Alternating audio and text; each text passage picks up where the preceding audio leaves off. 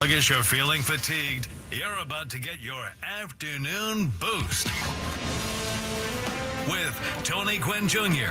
And my man in the airport was like, Larry's gonna kill you. Chris Ello. I know what Scraby is thinking, I believe. And that's a dangerous precedent to try to... And Matt Scraby. Well, this is just great, everybody. Don't blame us for any side effects. You thrilled our fans throughout the postseason. Gwynn and Chris are ready to go. Padres are playing so well, the earth is shaking in Southern California. My goodness. Hey-o. Yeah, that was a gimme. I had to take that one. Welcome into Gwynn and Chris, everybody, and happy Monday to you. As we set sail on another week, the Padres finished off the Rockies yesterday, get ready to take on the Chicago Cubs tonight. We welcome you into Gwynn and Chris, Crisello here at the Odyssey Palace Studios. Tony Gwynn Jr. down at Petco Park, and Matt Scraby alongside here as well. We'll be hanging out with you until about 5:30. Then Sam Levitt has the Padre pregame show tonight. Tony and Jesse on the call of Padres baseball. Padres will look to stay perfect at home as they take on the Cubs this evening. I really have a good weekend. We had a great one, Tony, on especially Saturday night. I know the Padres, is a great weekend. We're going to talk plenty about it, but Scraby and I are not used to the VIP treatment. We're just not. I mean, you are, so this wouldn't have been much, it'd been fun for you, but not the same. You're VIP to begin with.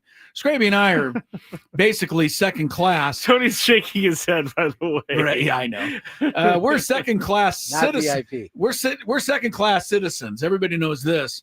The Padres treated us, Scraby and I, and the rest of us here at the Odyssey Palace to just an incredible night out in the brand new entertainment suite, which is actually located behind Jason Hayward in left field. Basically, yeah. I felt like Scraby and I were playing left field the other night. And I just want to thank Chris Connolly and the Padres for inviting us down. We had a bunch of people down there. And, we couldn't have had a better time. It was fantastic. The head executive chef, Chris. Bill. Chef Bill. I said Chris. Phil. Philip. Yes, it was Philip. Yeah. Oh. I kept calling him Bill. No wonder he was giving me a weird look. Oh, my gosh. Chef Phil. Thank you, Phil. Oh, no. You're getting to taste this delicious food. This is the best food I've ever had, Bill. And he's like, well, my name's not Bill. Oh, my gosh. I can't wait till I see Philip come in here. Please tell him. I'm definitely going to ask him about being called Bill. It may have been some of the best food I've ever eaten. It was incredible. Trying to take the focus off my stupidity, but the lobster rolls, they got lobster rolls at Petco Park that are as good, if not better, than what I had in New England last year. Just incredible. And the stuff they laid out for us, I wish I could have eaten more. Honestly, it was quite an evening. And there's only a couple of things I would have had a little better for us, Scraby. One is I wanted a longer game, because when you get to sit in one of those incredible suites like that, you want the game to be like 3.5 hours. I know Tony didn't want that, but I did. I was rooting for, one of these games where we're here all night, I never wanted to go home. I was so happy. And it was a short game. And the other thing is that somebody could say that we only got to see one major league team play Saturday night, because the other team that was in town this weekend, not so much. But we'll let them deal with what they have to deal with. We'll talk about the Padres rolling up a 13-3 record, Tony, 10-0 at home, 6 shutouts in those 10 games at home. And for the first time ever, they sweep an opponent. Not only did they not allow a run this weekend, they did not allow a single batter to reach third base. Wow. It was complete, total, utter domination. I could take that a step further. Only 4 Rockies even made it to second base, and 3 of those were Kyle Farmer doubles. So they completely shut them down, unlike anything I think I've ever seen over a 3-game span, Tony. I only heard part of what you say. I'm right now. I've got my son here today. Yeah, hey, Trey.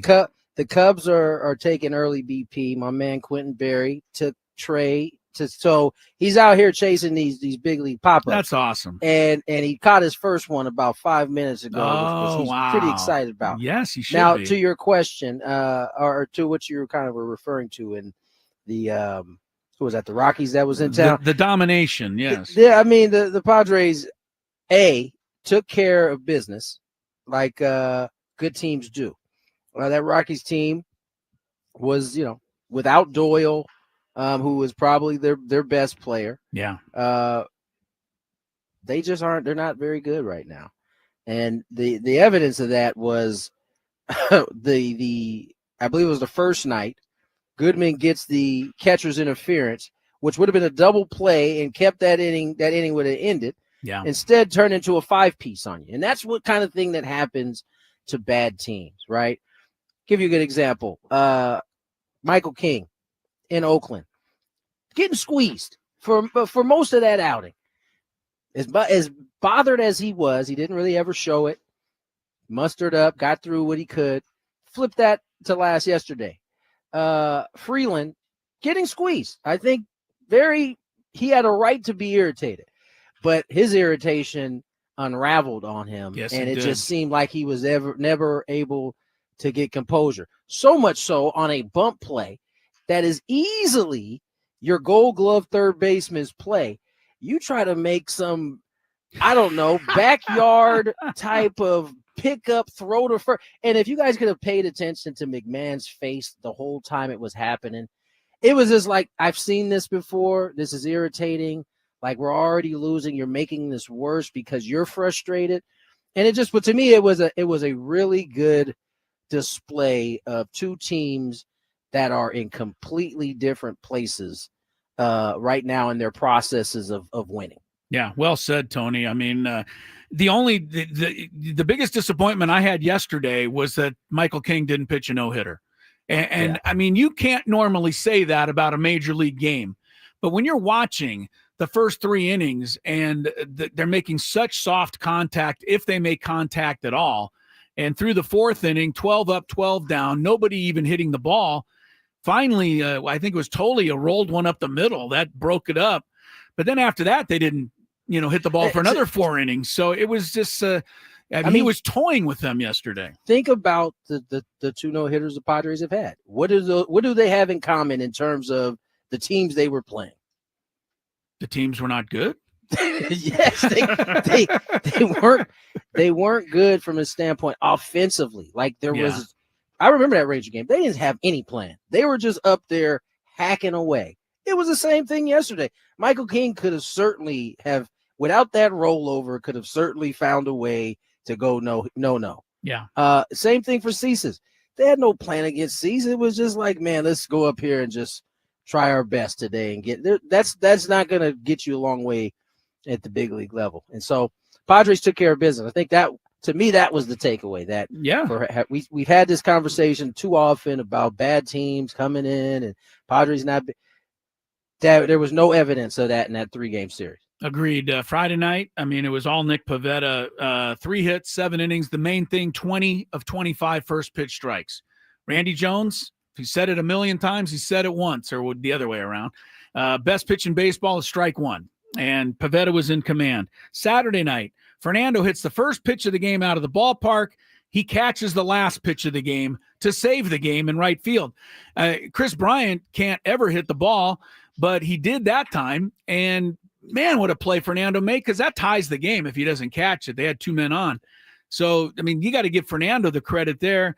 And then yesterday it's, Michael King and, the whole domination thing there. So, yeah, you're right, Tony. We've talked about it many Mondays. Like, that was a bad team. We should have won all 3, or we should have taken 2 out of 3.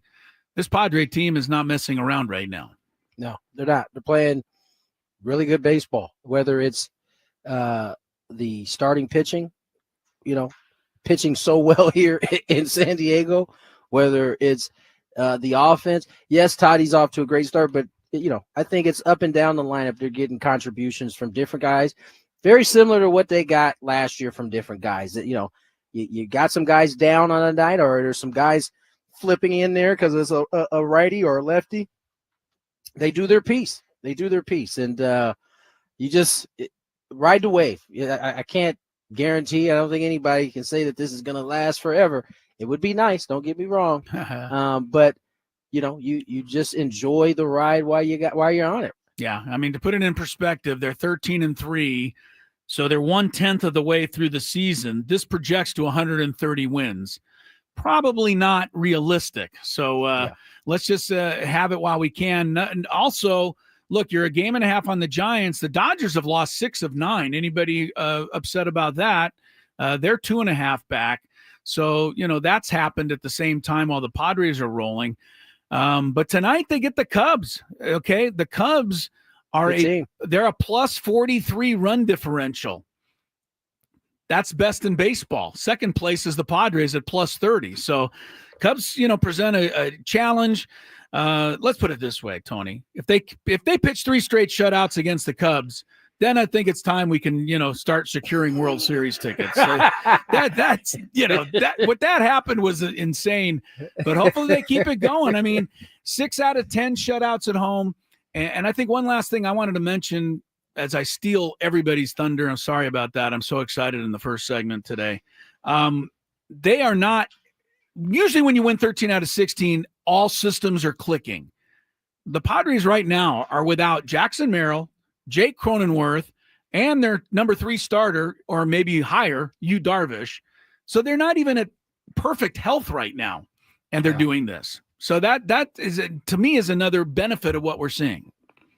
So I completely agree. This team is they're not at full strength, and so I think that's why you enjoy this, because it could get better. We'll see. All right, we are underway. Obviously, a big weekend in sports. The Masters was thrilling, exciting. Unfortunately, the wrong guy won. We'll talk about that as we go along a little bit. I'm not taking the bait. I know you're not. Because we have to go to break. It was Scraby's favorite. That's his design. Scraby's favorite golfer ever won the Masters. We'll talk about that. The NBA playoffs are set. The WNBA draft is tonight. So there's a lot happening, but we'll focus more Padres in hour number 1. Megan Montemuro from the Chicago Tribune is ahead. Settling in with Gwynn and Chris on 97.3 The Fan.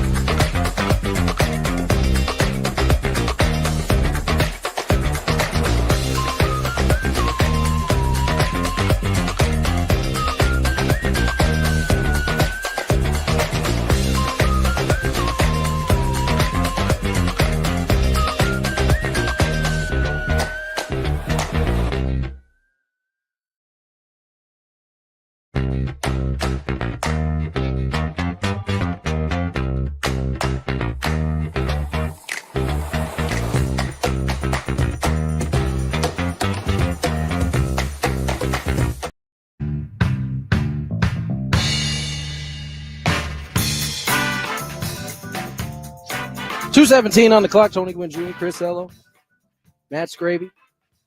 I'm here at Petco Park. They're at the Odyssey Empire. Trying to snag a video of myself. He's definitely being proud papa right now. I've been watching this all break. It's really funny. Oh, how's he doing out there? He's hanging in there, man. He's hanging in there. Now, he is how old now, Tony?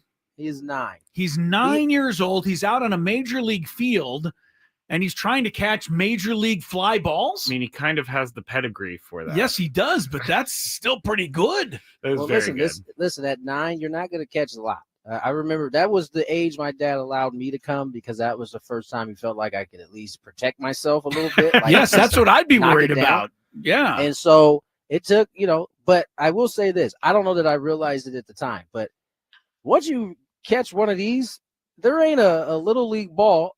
Oh, he caught another one. Whoa! I love this. There is not a little league ball that will ever scare you ever again. And so I would in some ways, yeah, you just kind of get used to the speed, and and I think it helped me in a lot of different ways when I went back and I was playing with kids my age. So I'm hoping that he gets a little bit of that going today. I don't know why I remember this, but I think it's catching fly balls can be a lifelong thing.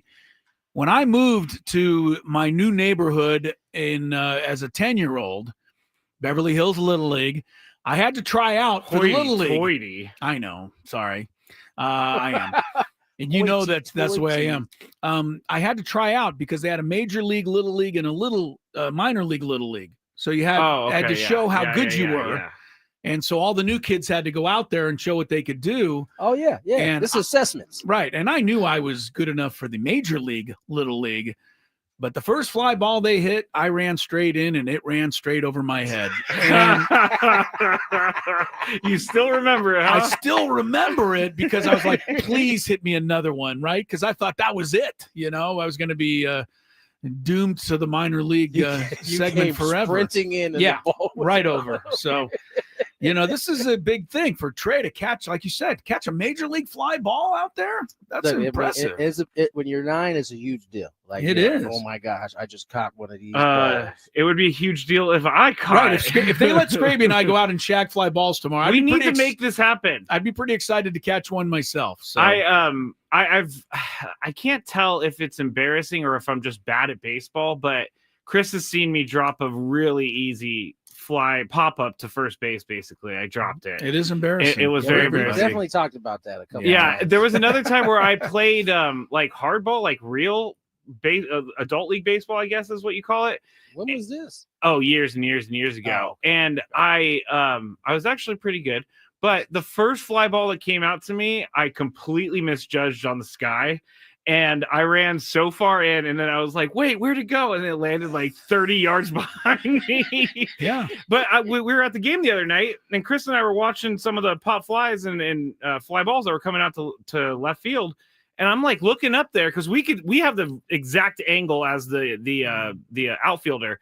It is so hard to find that ball in the clouds. I don't know how they do it. It's a little different. Clouds. You got that set in left field. You got the set of lights that are like right there coming out from the batter. And let me tell you, the young Colorado left fielder made it probably more difficult than it actually was. He was. My man Zach Veen. There was nothing routine hit to him. Nothing. Or he was not making it routine. That's for sure. I mean, he was on. I saw him on one knee at least 3 times on fly balls that weren't diveable plays.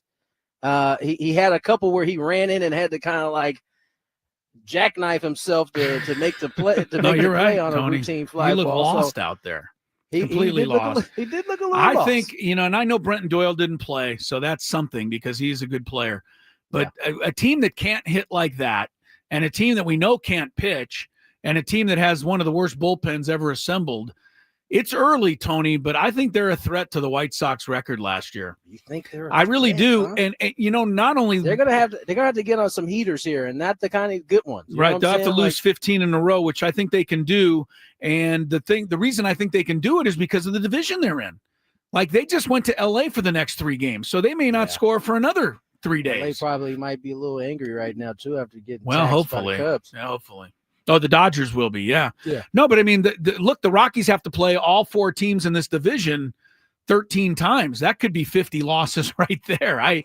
That was not a good looking team, but hey, Padres so excited that they just, as you said, Tony, didn't worry about how bad the other team was. They just went out and won their games, and they won them, except Saturday night, I guess, won them comfortably and move on to the next one. That's what good teams do. I mean, that's you say that, except Saturday, but even that game was comfortable. I mean, until the last. You're right, because they never threatened. Yeah, right. Yeah, until the last swing of the game that Toddy makes the play. That game was super comfortable. Yeah, you're right. They were never in the game. Yeah, it was a weird weekend to be sure. But man, it's been fun to watch this start. This ties what the best ever start, which it's pretty good. 13-3.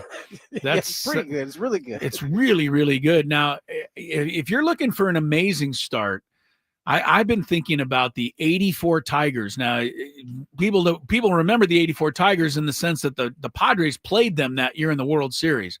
But they did something that I don't think we'll ever see again. They started that season 35-5. So just imagine from here the Padres would have to go 22-2 to equal that. I'll tell you what, if the Padres go 35-5, I will be okay with you guys doing some of the outrageous stuff you do. I shouldn't say you guys. I should say Scraby. Doing the happy dance? Doing his outrageous predictions from that point on. Like 35-5. That's Detroit 84. That's I mean, that's crazy. High. That is crazy. They would have to lose one game, I guess. No, they could go 22-2 from here. They go 22-2. Wow. From here. I mean, what's to stop them, really? Probably the fact that they're playing some, the Cubs are a little better than what they saw. That Detroit series will be good too coming up here. They're playing Houston. Yeah, I don't worry about the opponents though right now, right, Tony? When you're playing well, you're just doing your thing, are you not? Yeah, no, I'm not saying that they should worry about them. I'm just saying, those are you're not going to get to play the Rockies, for every day moving forward. So, man, be nice. Like I said, if they pulled that off with the teams that they're about to play, because Detroit's not a slouch, Houston is a slouch. We know the Cubs, they already beat the Padres 2 or 3. They ain't slouches. You run through a gauntlet of those type of teams, and you come out 35-5. I think we're going to have a different conversation. But I think is there anything that you saw? Stretch. Is there anything you've seen that you could even lean to right now to complain about if you're a Padres fan? We have a Padres pen pal if you would like to save that aspect. All right. Why? I assume that's going to be one of the questions then. Yes, I don't. Okay. I ran it. Business is much better when the Padres are losing for Padres pen pals. When things are great. Yeah, nobody wants to comment. No one wants to comment. I think Trey just caught another one. He did. Sorry. Wait, who's hitting right now? Where is this on TV right now? Why am I not seeing this? The Cubs are doing extra BP right now. Gotcha. So this is their BP before their BP. No, all you're seeing, Chris, is this in the camera. Oh, I see. Okay, so we know he's catching the ball. I got something that I'm excited about for tonight, though, guys. Dylan Cease makes his first start since shedding the beard. Yes. His bare face makes his first start. I think the Cubs could be in for a world of hurt tonight because I think Dylan's going to be feeling unencumbered out there. We'll see if that face just going to cut through the wind all clean. If that matters. And speaking of pitching, I've never seen it before from where we got to see it. But Robert Suarez's entrance in the 9th inning, when they turn all the lights out and the people light up their phones, that gives you shivers, especially where we were sitting out in left field, because I felt almost like we were running in, we had that angle. That's pretty electric. Like, sir, you have to go back to your seat. Chris is like, I got excited for a minute. I know. I'm not going to lie. That was really, really good. Because I'm an old school Trevor Hoffman type. Yeah, me too.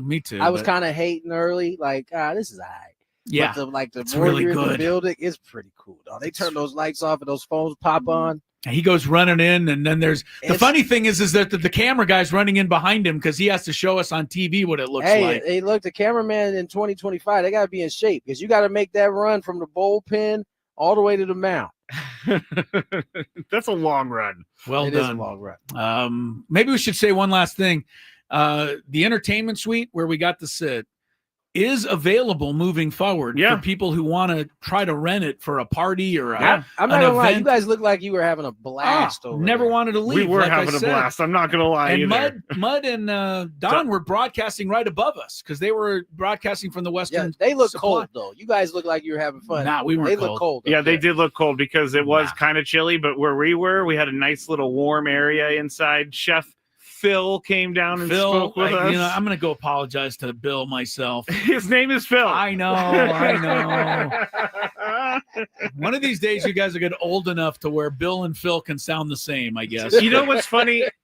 I actually heard you call him Bill, but I didn't. I questioned myself. Did I actually hear him you say thought it? maybe you got it wrong. And so I Maybe his didn't. name is Bill. Yeah, no, I was like, did I hear? I'm not going to be the guy to tell Chris he said something wrong, but I Yeah. should have. Well, I will give everybody one tip. If you're out at the ballpark and you find the lobster roll, which they now have this year for Latonia got his attention, order a lobster roll. I saw it. I saw it on the pictures that y'all had with all that food. I definitely was like, I could use a lobster roll. There's only one Tastes complaint like- I have What? is that the lobster roll went so quick True. that Yeah. I didn't get a lobster roll. They had about 12 sandwiches of lobster roll. Just and, seen the vultures drooling around the food. It They was went right so away. good. They went right away. Chef Phil, thumbs up all the way. But contact the Padres if you ever want to try that entertainment suite. You will have a night you will not forget. You That get a is whole for sure. speech about how you have to watch out for balls in play because The ball Manny's could come in there very Yeah, easily, for easily, sure. You're easily. right behind the left field fence. You're on the field basically. It's an awesome experience. And most people don't have a true appreciation for how quick that ball is moving. Like, Yeah. even a ball that is deemed hit, like, I don't know, let's say 75 exit velocity. That ball catches you like in the jaw or on the forearm. Like you can break something like that. So like you got to pay attention. We're getting the break sound. So Yeah, or the break but signal. yes, we have a break signal. Padres. Yeah, go Go ahead. ahead. Sorry. Dre, if you I'm want to sorry. take us to I'm break, sorry. go ahead. I don't know. I Okay. mean, I don't. No, I'm not trying to take us to break. Anyway, go ahead, Tony. You sure? Yes. Okay. Padres Pin Pal coming up next. More Gwynn and Chris. Awkward. Quitting.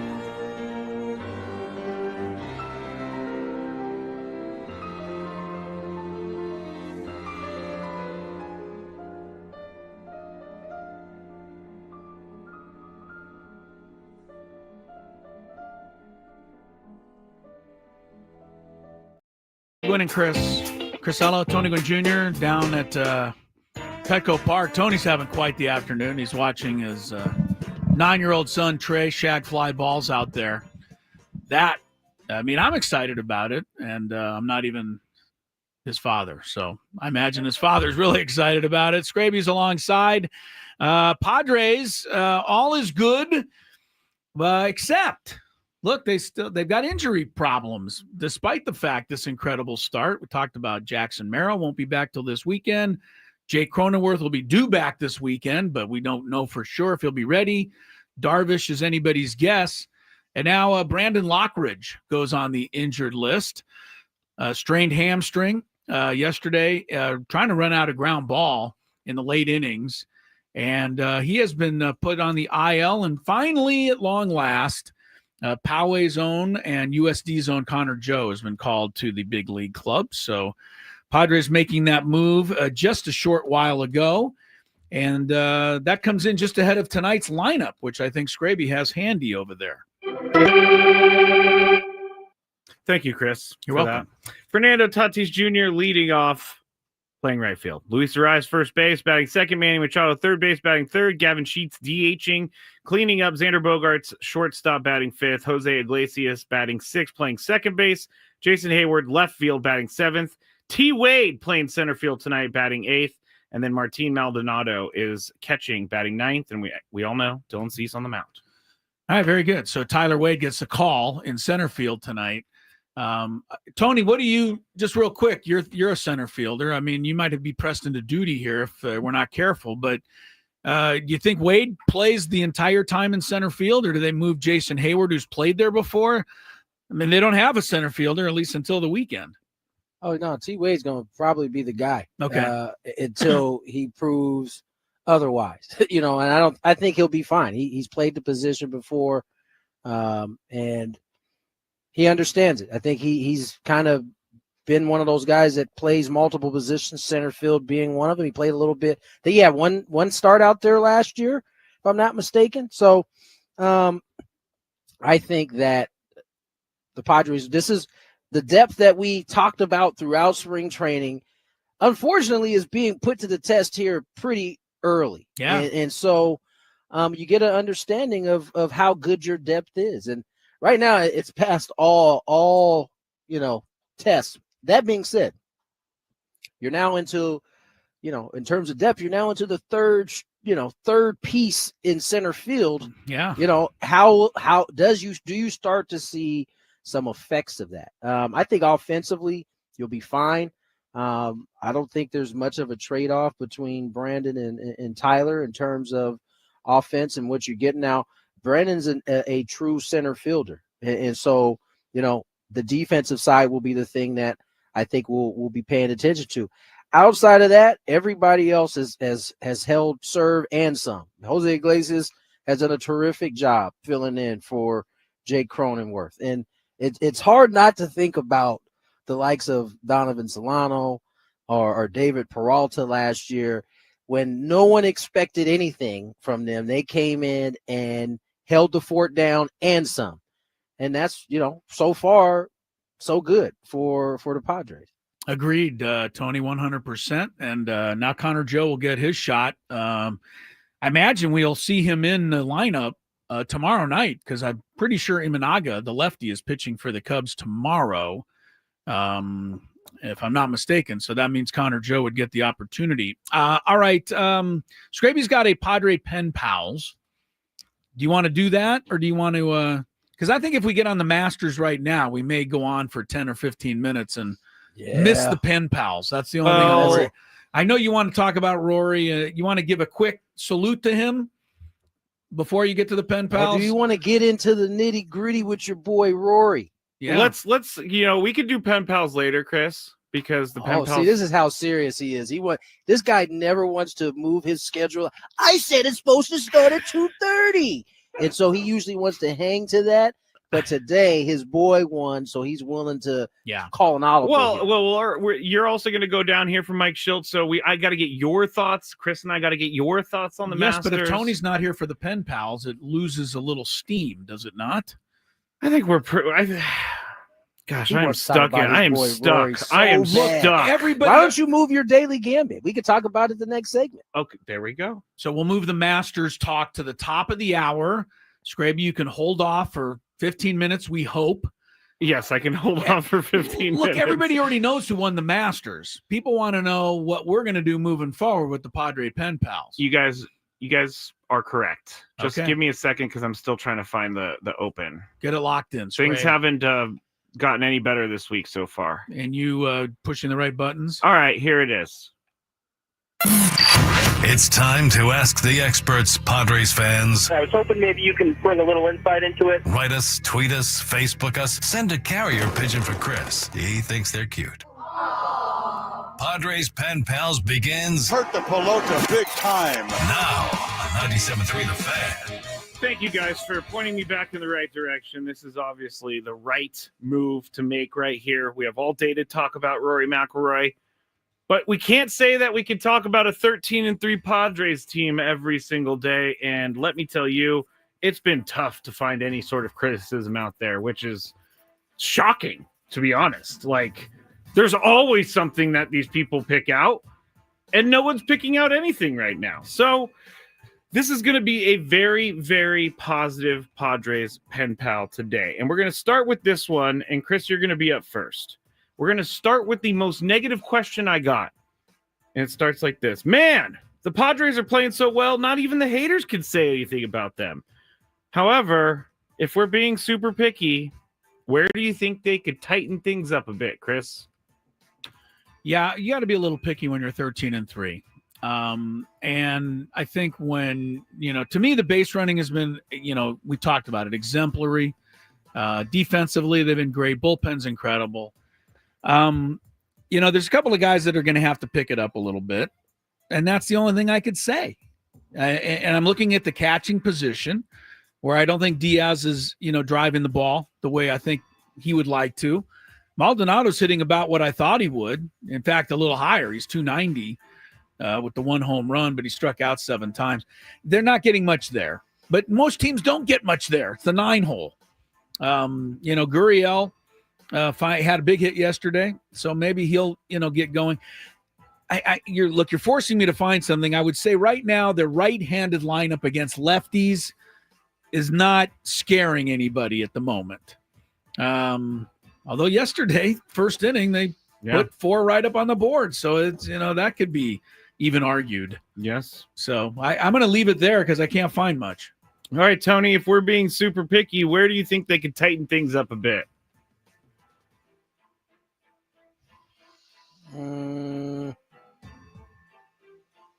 He's trying to think. When you say you're talking about as a team. I don't know that there's a place as a team. There are individuals that could pick it up. Yeah, I think that's I don't know Okay. that they could do very much as a team. Okay. Like, I think because they're playing so well as a team, the individuals have more time to figure it out and buy themselves and figure it out and get to where they need to be because they're playing so well as a team.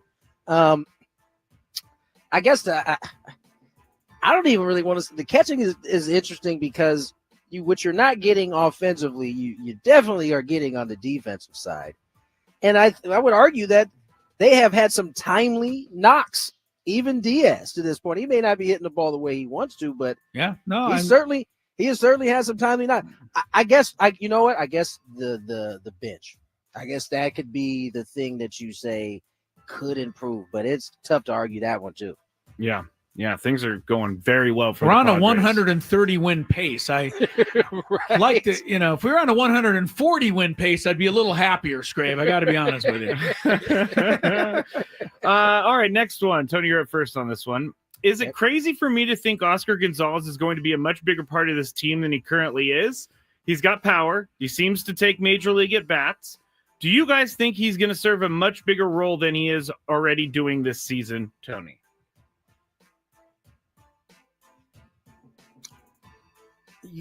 Yes, I'd say he'll play. He'll end up having a bigger role than he has right now. He's right-handed. Chris already kind of highlighted the possible soft underbelly of the Padres. They're right-handed, or left-handed pitching lineup that they throw out there. He certainly could be a part of it.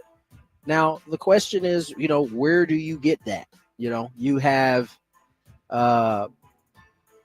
Jackson on the IL right now, which provides a spot to be open. That's where Oscar came in. He'll probably be able to I shouldn't say that.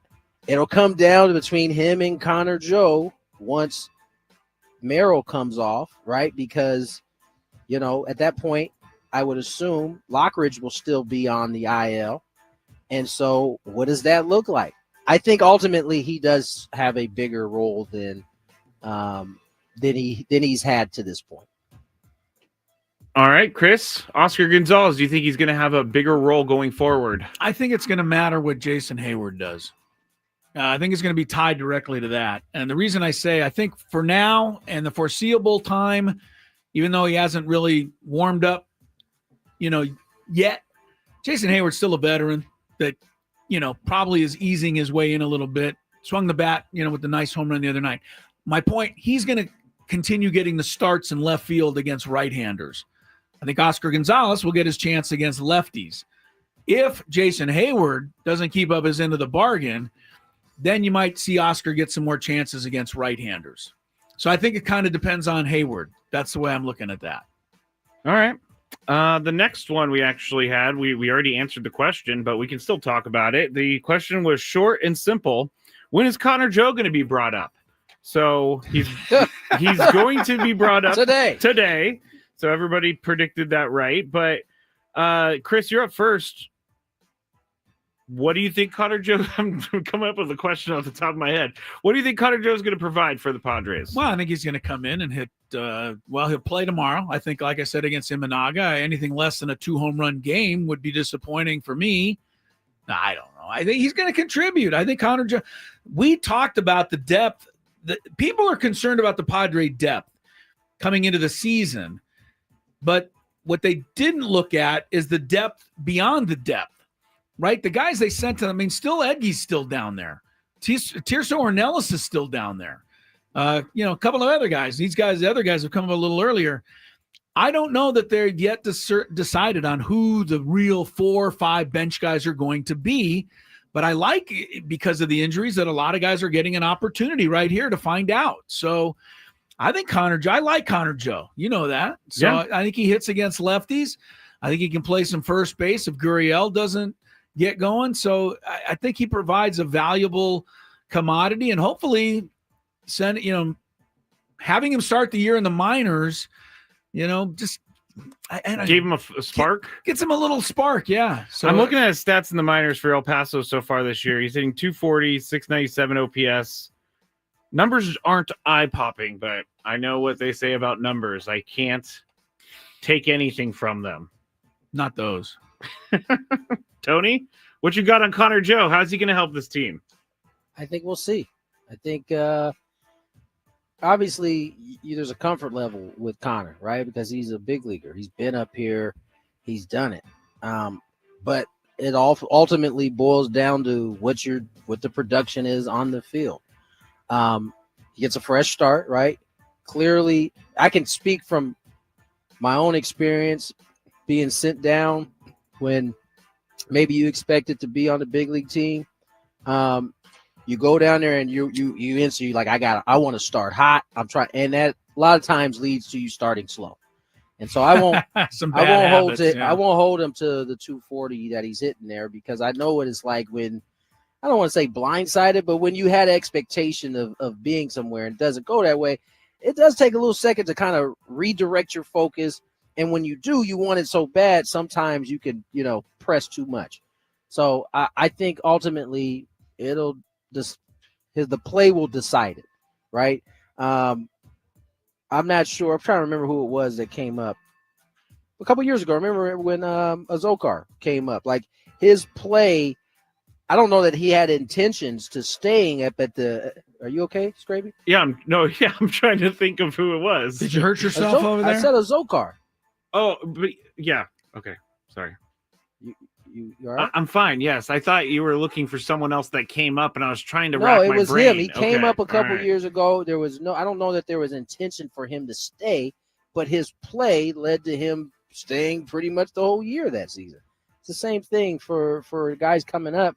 You know, your play is going to dictate most of the time how long you get to stay. And they have guys that can replace you if you're not producing, which I think is good. The the Padres have the competition among those guys, which is normally drives people to perform a little better.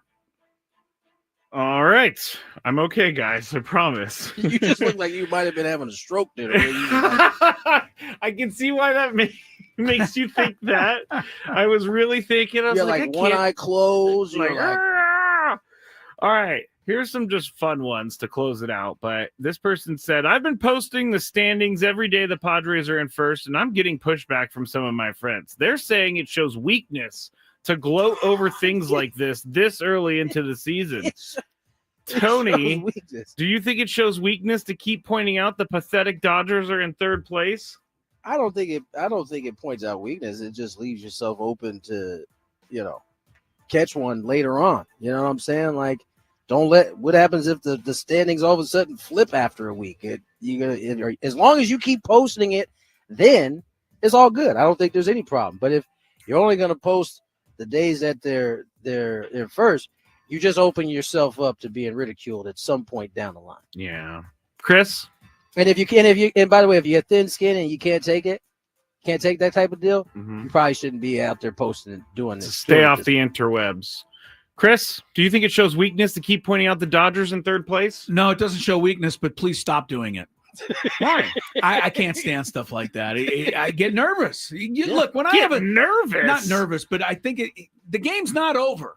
You don't tempt fate, especially when it's the Dodgers, and we know how good they can be. When the Dolphins are leading 28-0 at halftime, Wait, what? I still think they can lose. Joe Musgrove's throwing a baseball right now. Ooh, he Catch. threw.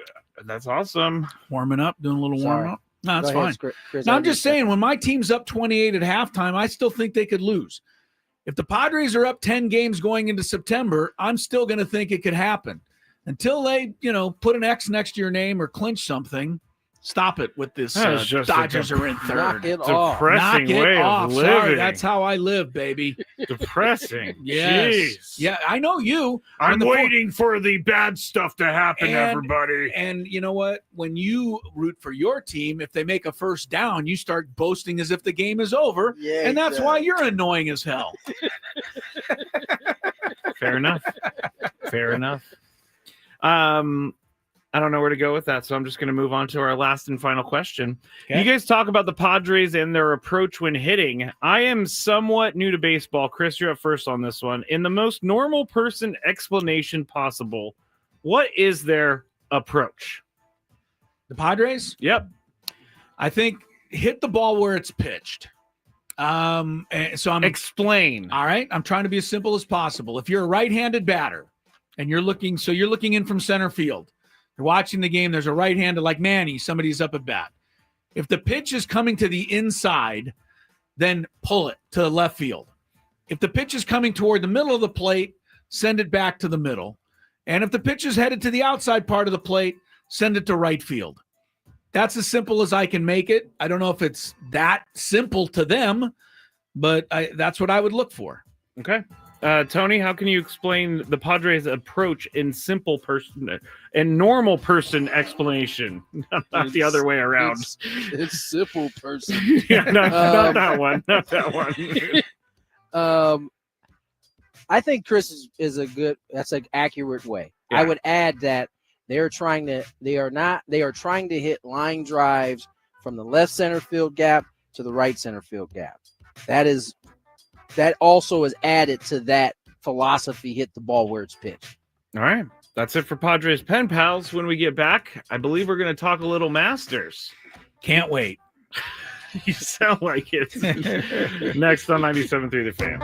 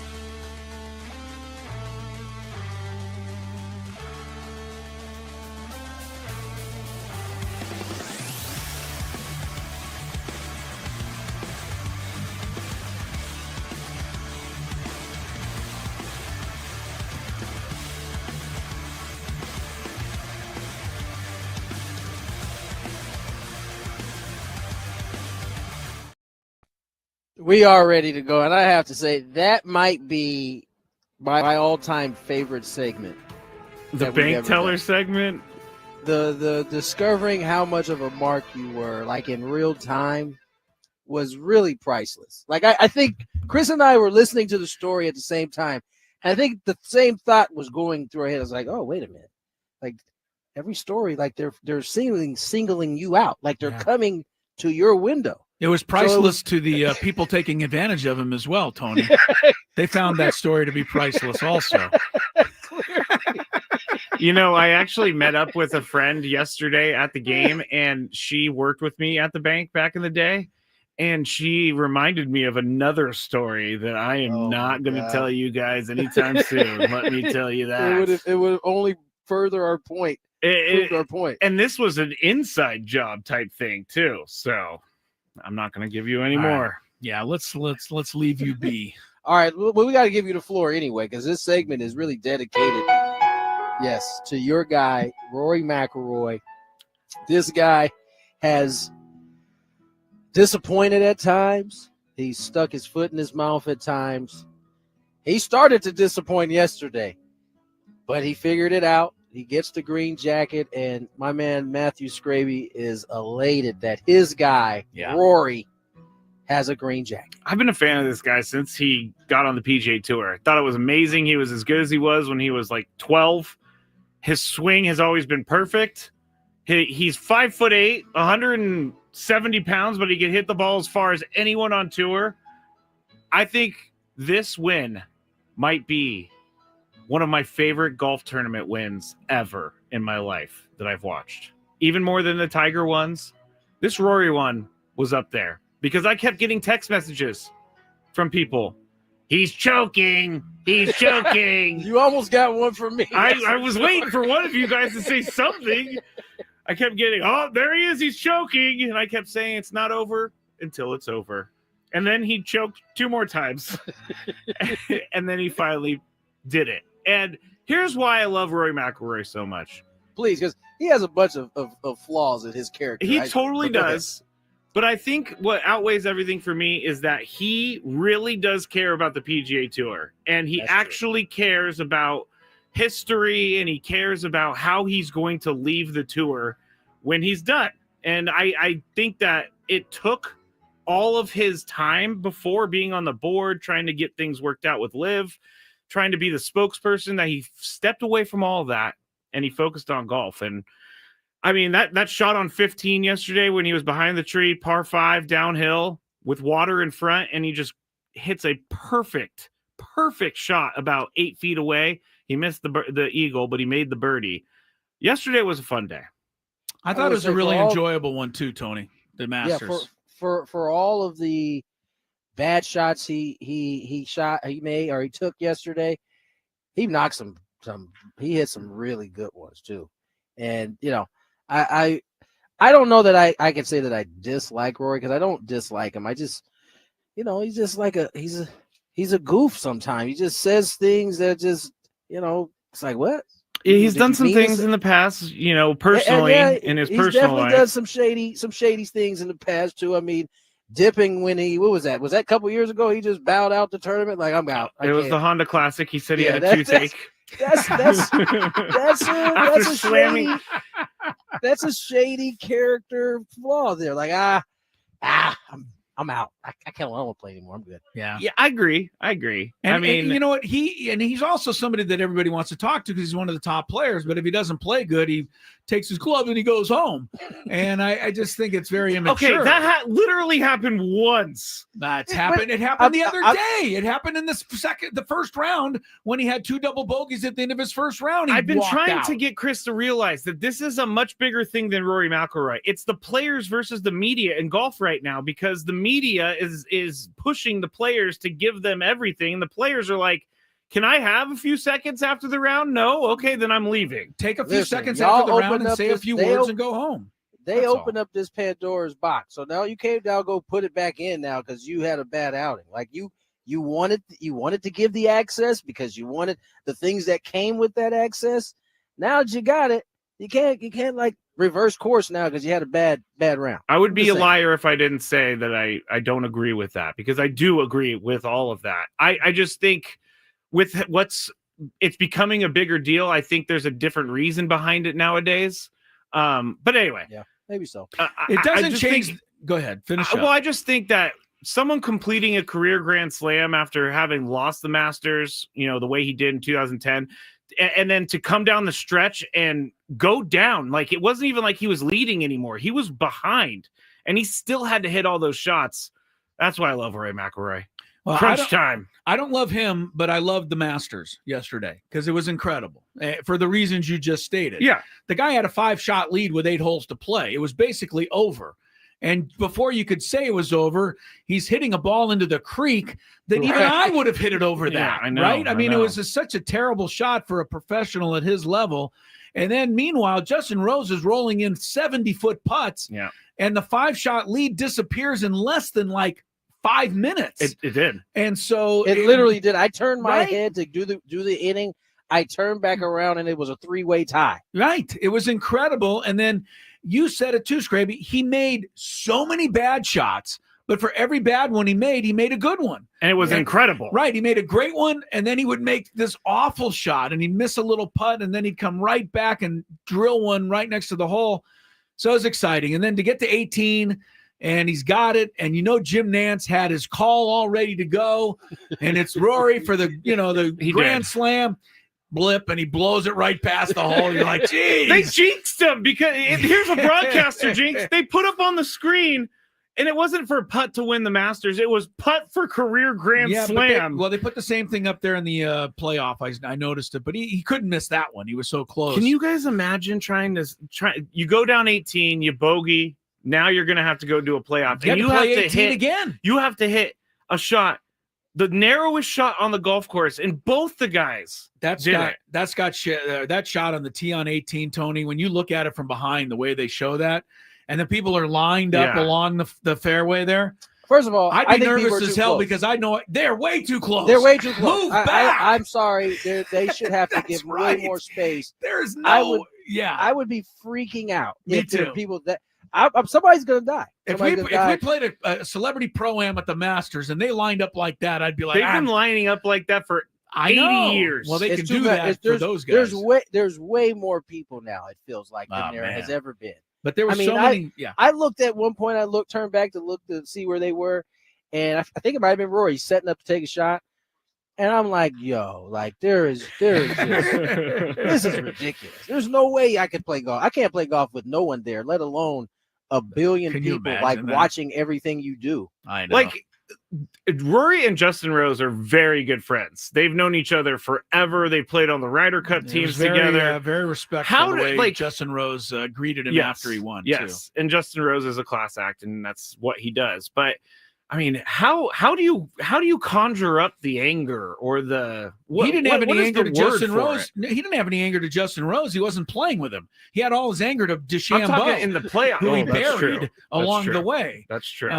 Look, it was exciting, man. There were so many great He shots. did from the- tiger him though, did he? Like He that's tigered it. him, We'll man. talk Just- about it in the Big Five, but he did not say a word to Bryson DeChambeau. And I think it got into Bryson's head because Bryson, it would get into my head. Me trying to talk to a guy and then that guy just not talking to me all day long. Well, You're like, what did I do to him? I'll kick it around with you in that. But I just liked it because there's so many great shots. I Yeah. mean, the Justin Rose putting was one thing. The hooking the ball around a tree That 250 That yards shot next was to the hole was ridiculous. insanity. It's a top 10 shot of all time, I think. It's pretty good. like, how do you not hear any from the ball hitting a branch or leaves or I don't know how you anything? do it. That was ridiculous. Dude. I don't know how you It's do it. ridiculous. And then, and even Patrick Reed chipped in on the 17th hole just to add to some of the fun. It was really exciting. And it takes a lot for me to get that fired up for a golf tournament, but that one I love yesterday. it. That's a win for the PGA Tour. That's a win. Tony, real And quick. guess what? What? And guess what? If they get their act together, you can have far many more. See, that's what Live will never have. They could never get an event like that where people are, drawn to it. I mean, the shots, all of that that we got to see yesterday, or I got to see pieces of. is something that I don't think Liv could ever get. No, it can't. And I was going to ask you, how do you watch an event like that while calling a baseball game? I watched Like it on this? my phone. He's showing us. He turns around to the TV that hangs near Dave Marcus. Has it yet happened once where Jesse's gone, what a play, Tony, can you believe it? And you've turned back around and went, uh-oh. Good. I only look in between pitches. Okay, good. And in between innings or outs. Yeah. Other than that, I'm locked in the game because I refuse for that to ever happen. That can never Do you happen. doesn't Dave take very he's really strict about what goes on that TV, right? Like he He's not controls strict. He everything. just whatever he wants to watch is what's up there. So he's going to put the best event of the day up. Normally. Right. So like, He's good. yesterday, what if the Lakers were fighting for a playoff spot? I would have wanted to watch that game. Yeah. I wouldn't have had no choice. It would have been the Masters because Dave Marcus controls the TV as well. So He's lording. we just get if he wants to watch it, we happen to want to watch the same thing, great. But if he wants to watch, whatever soccer, Juventus out and whatever. Soccer. That's a callback of years and years ago. And by the way, Juventus is a good team. This dude watches. Hey Jesse, what's the country that Dave is always watching? Moldovan super team that they got over there. Moldovan super team. Exactly. That's the kind of soccer matches he will have up there from time to time. No. Oh, here he is. Here Here he is. So we don't get to pick what's on the TV. It's whatever Dave wants to watch. That's not true. I take into consideration. He takes into consideration. No consideration. See, Jesse's about to hop on here now. Just to prove my point. We've got it started. I know, I've missed everything that's been said, but all I know is you could walk into this booth any day and see Dave watching the most random soccer you could ever imagine. Be like, oh, I didn't know there was a third-tier league in Iceland. But guess what? He's watching, and he's not even gambling on it. This is not that he has an issue with gambling, and you think, oh, boy, we got to take him to a center. Like, he's just watching it to watch it, just as a fan. That's it. That's it. What's on right now? Well, there's nothing on. It's a Monday, so you don't have anything to watch. Yeah, the Icelanders take Mondays off. Everybody knows that. League 2 is on right now, and I have MLB Network on for you guys. See, Okay? he's got the MLB Network on for us because nothing else is on. Trust me. Dave, if there was something that he wanted to watch, it would be on that screen right now. Dave, how is the Moldovan super team these days? Super Cup. It's a tournament. Sorry. Oh, it's a tournament. Okay, I thought it was a team. That's hilarious. You look at the word embellishment, Jesse Aguilar's pictures. Can't wait for the third-tier Greek league to start back up again this summer. How do you find this stuff, Dave? How do you locate this stuff? He has like a special Fire Stick that he plugs into his computer, and it gives him Okay. access to all of these third and fourth tier European leagues. He's definitely gaming the system somehow. This can't be legal that he's watching some of this stuff. I'll see it on my MySpace page. Dave still has his top 8 friends. And we're not on it. Good stuff. Good stuff. Oh, All right, I love it let's when get it devolves into that. Thanks for joining us, boys. Yes, thank you guys. You're always welcome. let's get to break. Yeah. Where you guys going? We're going to go Daily glad- Gambit. I think you're going Mike Schilt. I'm going Mike Schilt. These guys are going Daily Gambit. Break.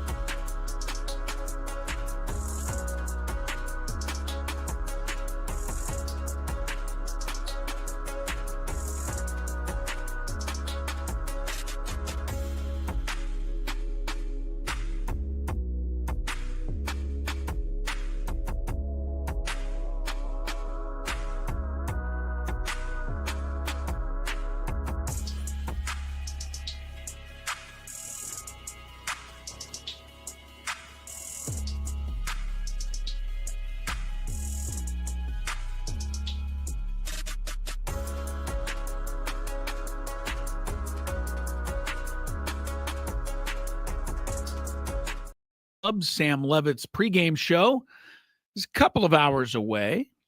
And then a matchup between the top two teams in Major League Baseball, Scrabe, in terms of run differential. Cubs are plus 45. Part of that is beating the Dodgers 16-0 the other night. Didn't they beat the A's 18-2? They had a big 18 on the A's one night, yeah. That was by the way, that was the worst shutout loss at home in Dodger history. So, it's something. Wow. Miguel Rojas, the Dodger shortstop, pitched the 8th and 9th inning. That's one of the reasons why the Cubs won by so much. But, yeah, the Cubs can turn it on if you're not careful. Padres are a plus 30 in the run differential. And obviously 10-0 at home with 6 shutouts at Petco Park. Dylan Cease, the newly shaven Dylan Cease, takes the hill tonight. Right-hander Jameson Taillon for the Chicago Cubs. If you missed it, Padres one more injury to deal with. Brandon Lockridge goes on the IL today, replaced by Connor Joe. Tyler Wade will get the start in center field tonight. Again, you got Jackson out. Now you have Lockridge, the backup center fielder, out. And, to me, it's part of what makes the Padres start so good is that they're not clicking on all cylinders when it comes to health. You don't have Darvish. No. You don't have, Jackson Merrill, Jay Cronenworth. There's some key pieces missing. Sean Reynolds, good. Bobby Hoeing, another good bullpen guy. Joe Musgrove, who's not going to be here this year anyway. He's not going to be here, but no, it's right. So all the more impressive. All right. Yeah. Actually, we need to do a daily gambit. I'm trying not to take us in different directions today. All right, let's just go to it then before you think of something else. Do you like money? I think about money a lot. Do you like money without doing anything? Winning. Do you want to make money while watching sports? I think Washington is immortal luck. Washington! Woohoo! If you answered yes, this is your segment. Just don't blame us when you lose. Nothing is ever your fault. It's your game. Take it. Gwynn and Chris go through the top bets of the day in The Daily Gambit on 97.3 The Fan. Daily Gambit is our daily sports betting segment here on Gwynn and Chris. Please, everybody, gamble responsibly. Before we get into the Daily Gambit, Chris, tune into the Manager's Report with Mike Schilt this Friday at 9 a.m. on Ben and Woods. The Manager's Report is refreshed by EcoWater SoCal. Try alkaline water for just $9.95 a month. EcoWater SoCal, keeping it soft since 1925. So 9 a.m., Ben and Woods, Mike Schilt on their show. Now, we review our Friday bets. And first one, Hawks and Sixers. The Hawks were 11.5-point favorites on Friday. And I chose the Hawks. You chose the Sixers. The Hawks won 124-110. So they covered the spread there. Now, the Bulls and the Wizards, both of us picked the Bulls. The Bulls were 16-point favorites. And the Bulls ended up winning by like 30? 30, yeah. Yeah, not 40, 30. Lakers minus 12 over Houston on Friday night. We both chose the Lakers. Lakers crushed Houston, 140-109. Again, Houston didn't play anybody that evening. True, but Resting still, for the 140. playoffs. Whenever you see a 140 in an NBA game, it's still a lot. It's a lot. Who had more points, Trae Young or Colby White? I chose Trae Young. You chose Colby White. Colby White only had 16 points in that 30-point blowout, and Trae Young had 36. Who had more threes on Friday night, Steph Curry or Luka Doncic? We both said Steph Curry. We both got it wrong because Steph had 2 minus the 1 on the spread, so he technically only had 1, and Luka had 5, so Luka killed him in that one. Yeah. Padres on Friday night, minus 1.5 on the run line. Chris chose the Rockies for some reason. Because the Rockies have had the Padres number. Thankfully, that's right. We put that that behind us now. Yes. Padres, I chose Padres. Padres win 8-0. Who had over under 10 runs in the Mets and the A's game Friday? We both went over. We were both correct. 7-6. Mets win, 13 total runs. And then finally, total runs plus hits plus RBIs. Who would you choose? Bobby Witt Jr. or Aaron Judge? Aaron Judge had 0. Bobby Witt Jr. had 2 hits, so Bobby Witt Jr. wins. Bobby Witt Jr. Yes. All right, let's get to tonight. There's not a lot tonight because the NBA is off. They're getting ready for the playoffs to start tomorrow. We'll talk about that a little later. Wait. The play-in games are tomorrow, and yeah, the NBA's regular season is over. They've played 82 games? Done. Yeah, you didn't get the memo, huh? Yeah, yesterday was the last game of the regular season. Really? Yes. I'll be happy to. I'm a sports guy, and I did not see this anywhere. It's true. So play-in games start tomorrow. So we got some baseball and some hockey is all tonight. Padres, Cubs, 7.5 runs. Scraby. This is a tough one because the Padres never give up any runs at home.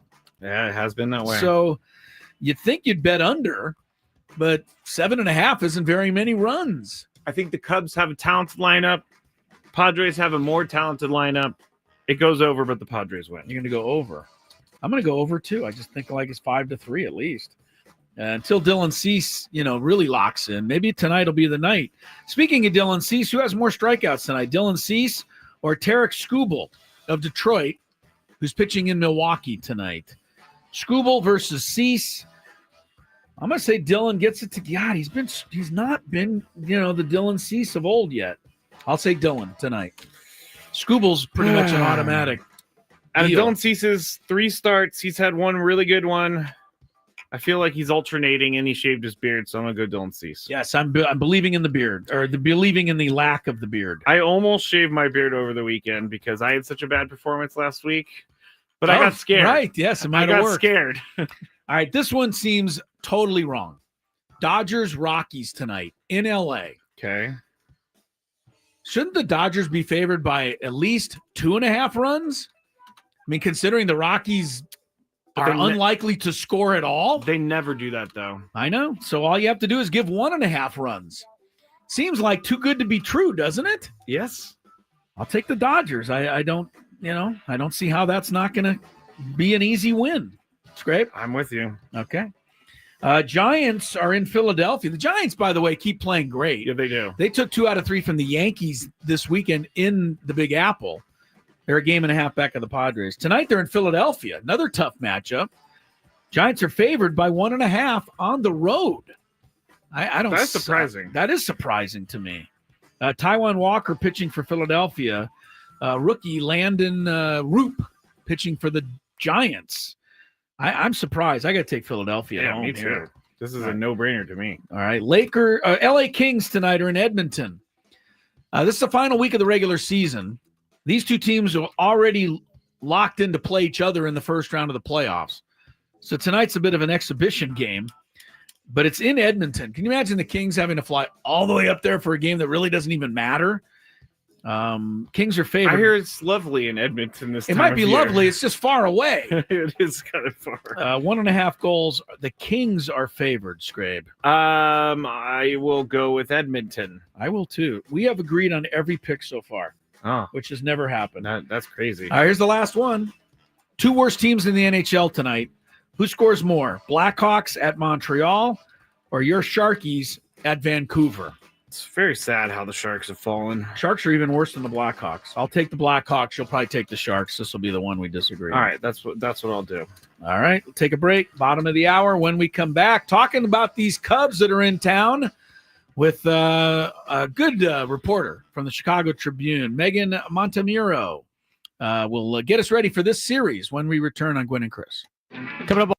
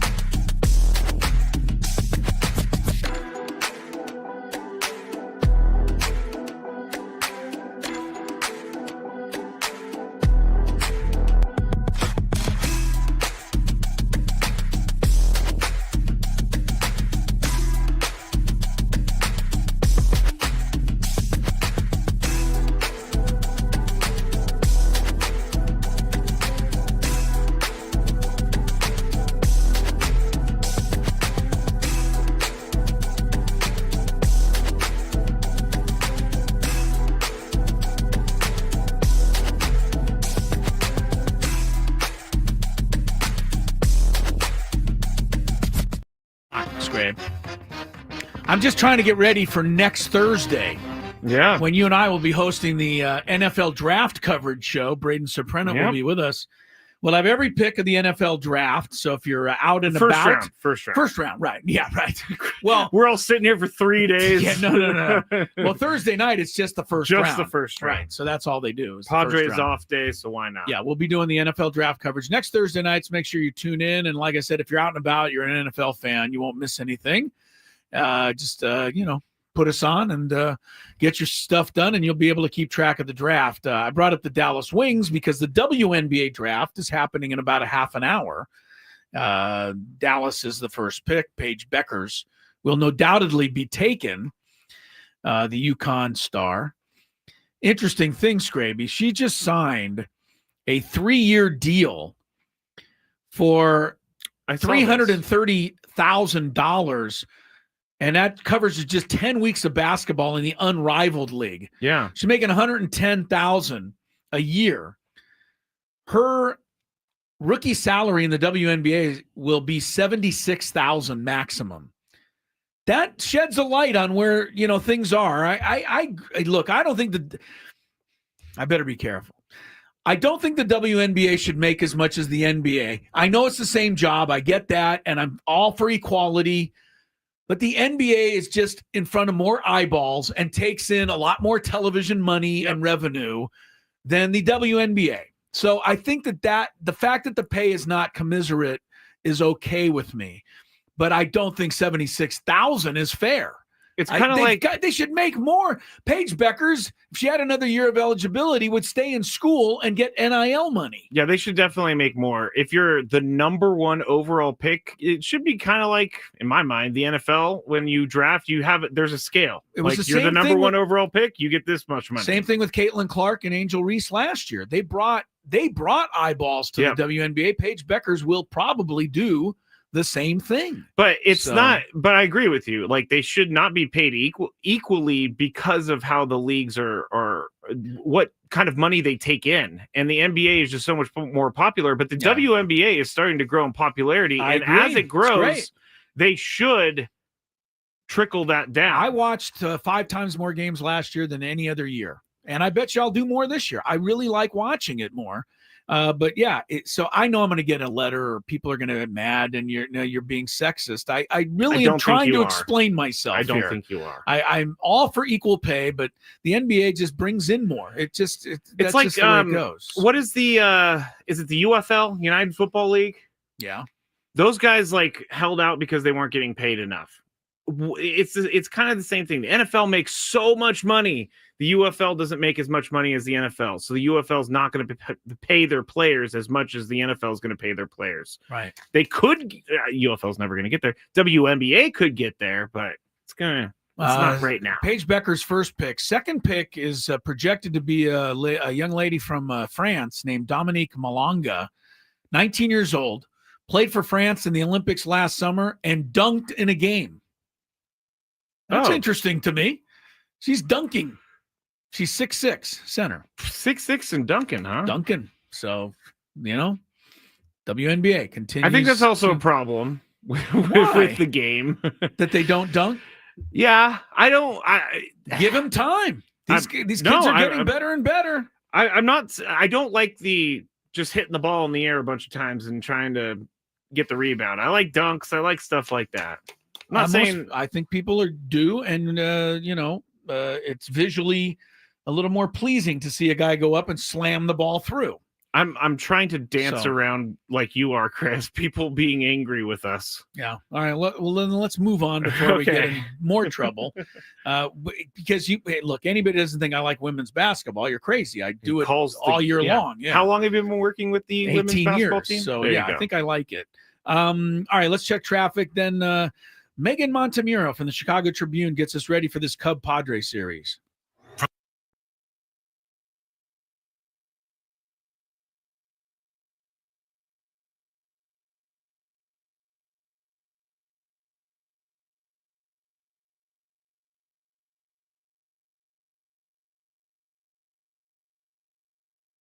southbound 805. That's over to the left shoulder.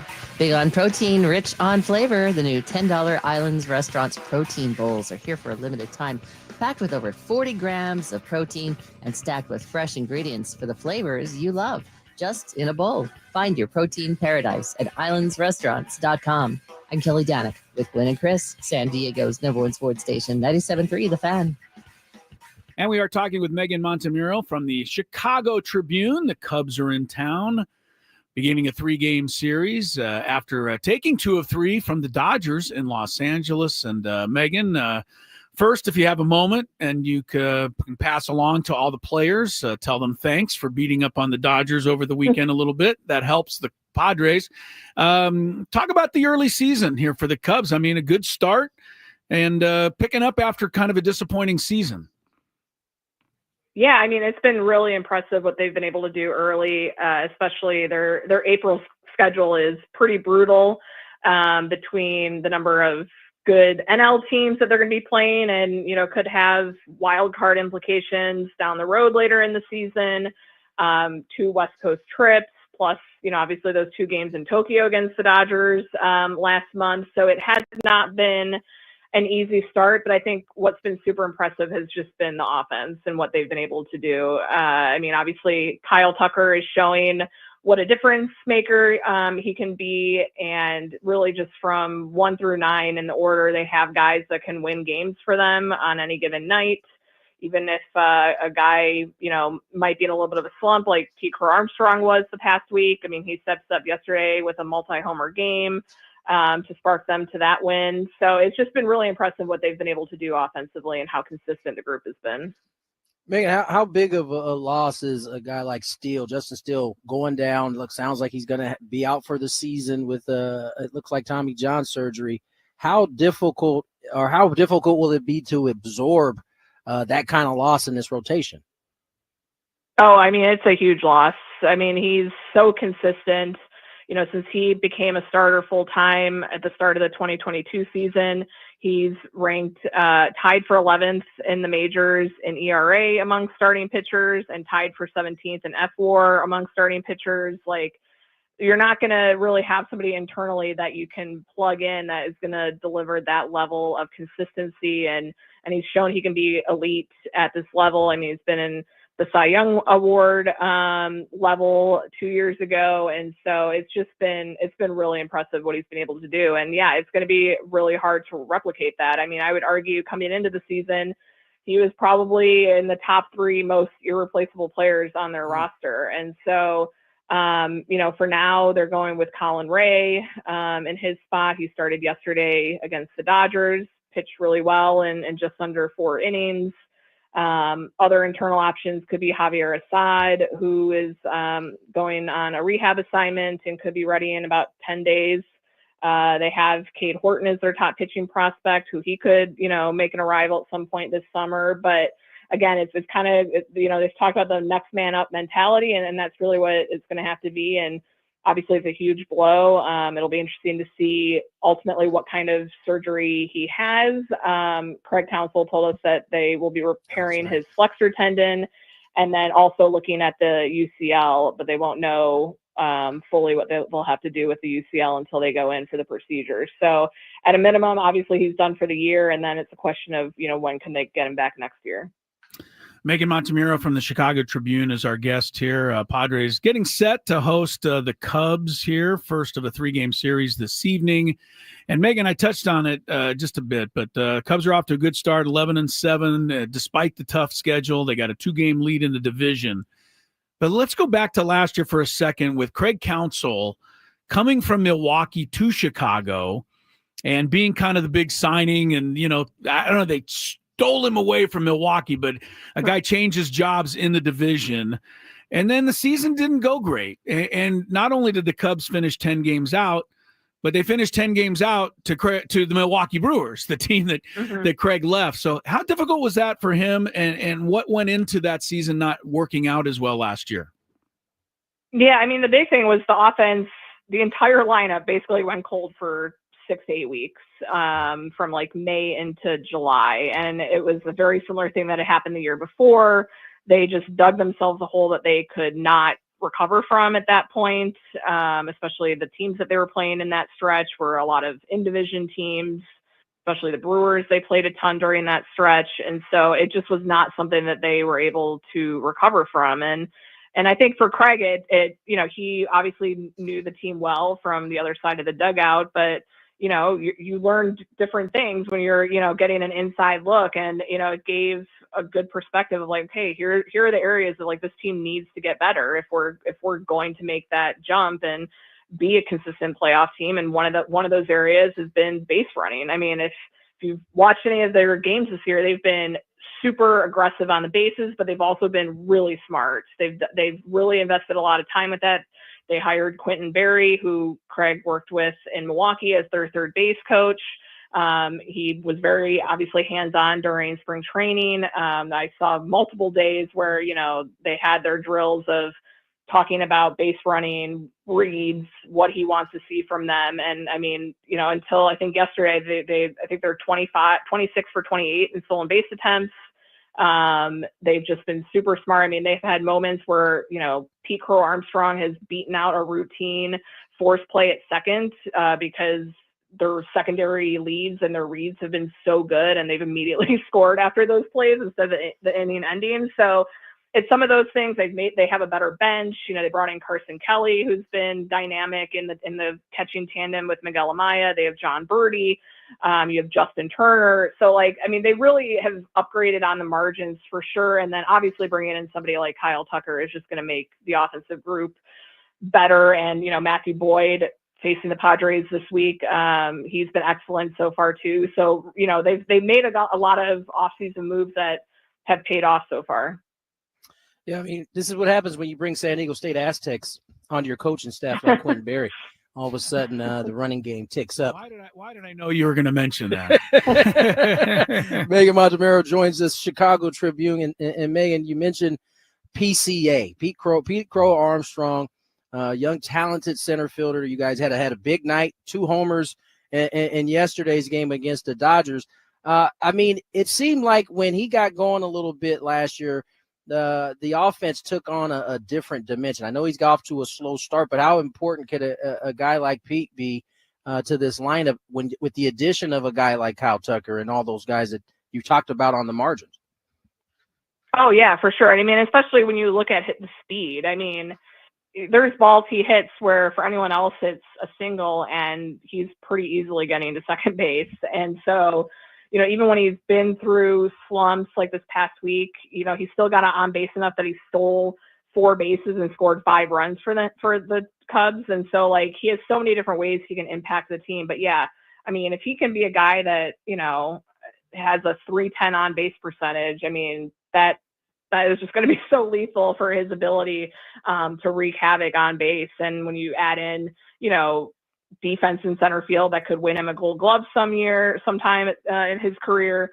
I mean, the sky's the limit for him. The potential is so high. I mean, he's only 23. And so, yeah, they're obviously really excited about what he could do for them. Megan, last question for me. I'm interested in Shota Imanaga. First of all, he pitched great against the Padres the first time. We're going to see him again this week.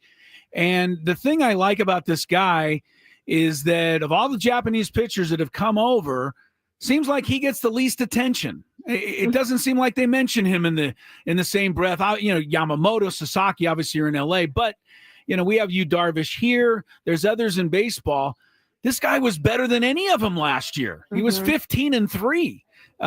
It seemed like he did it under the radar. Talk about what makes him successful and how he has done this without getting a lot of fanfare. Yeah, it's interesting. I mean, he's not a hard thrower, so he's not gonna be lighting up the radar gun.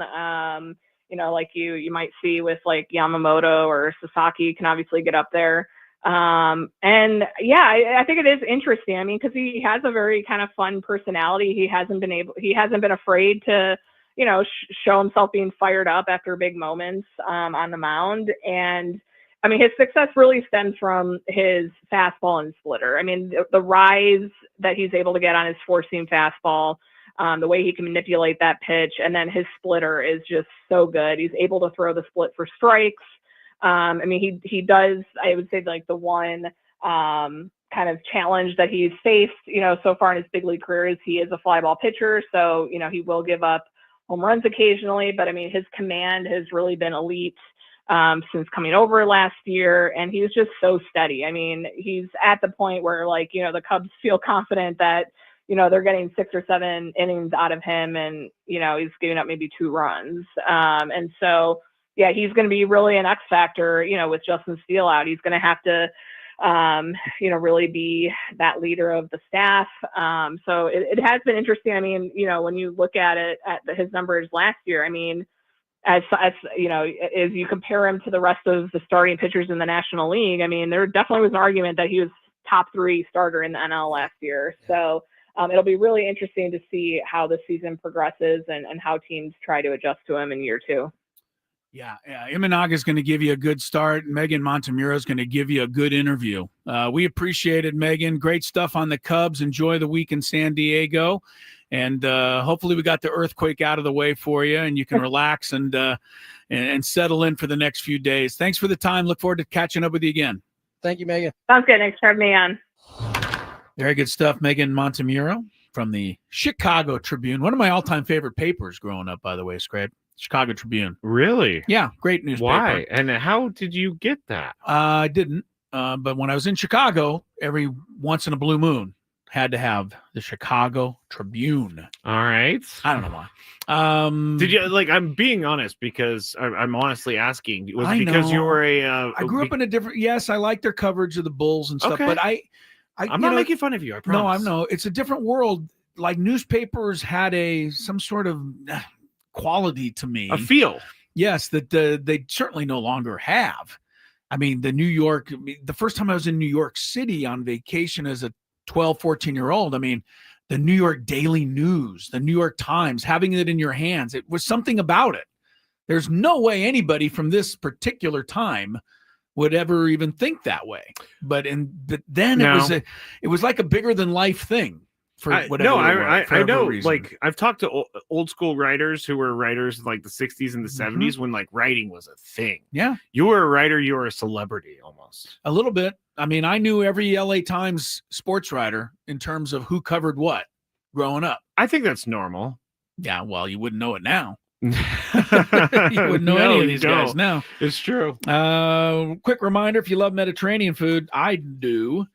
So you should try Spiro's. Authentic Mediterranean cuisine. It's in Coronado. It's in La Jolla. Also, third base foul line, main concourse, Petco Park. Get some Spiro's tonight while you enjoy the game. Thank you, Tony. Dining and takeout options. Visit spiroscuisine.com. Give me some meat. They got some good gyros. That gyros meat is good stuff, Scrape. It really is. Really good. I mean, it goes down smooth. It does, and I love the pita bread. I ate way too much pita bread last week. You did. You were, and when they gave us Spiro's came by and fed us last week, which was really kind of them. Yes. Thank you, April. Thank you, Sharon. Thank you, Spiro's. But they had the vat of hummus that I believe you almost dove in off the board right into the middle of that. And the tzatziki sauce. You like that tzatziki sauce? I love it. I could drink it. It's an acquired taste. I could drink it. All right, coming up on 4 o'clock, that means Chris versus the fans. Time for you to book your trip to Las Vegas. Play a little trivia. You got to dial in to do it. 833-288-0973. Lots more Gwynn and Chris coming up on 97.3 The Fan.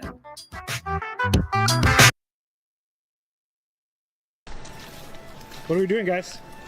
I'm going to see the museum for the first time ever. It's going to be sweet. See my dad's plaque. See where Trevor's plaque is going to be. It's going to be pretty dope. Chris, I'm going to go to the Hall of Fame for the second time because I went earlier today, but I'm going in to see Tony go into the Hall of Fame. So all the way straight and back left. Straight back left. Straight on that back wall. This one? Yeah. How you feeling, Tony? I don't know how I'm feeling right now, honestly.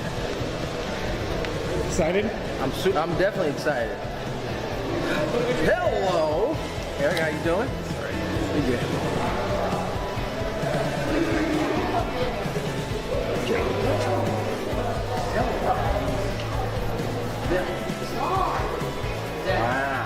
Just like I told you, next to the famous Barney Dreyfus and Leslie Wilkinson, whoever they are. That does look like them. I know. It's a good shot. They don't do them all that great. That one's good. Really good.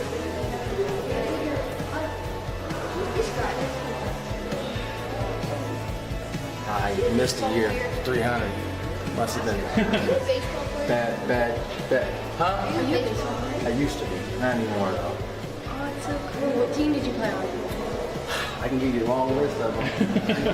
Brewers, Padres, Dodgers, Phillies, Nationals. What position did you play? I played outfield. This was my dad.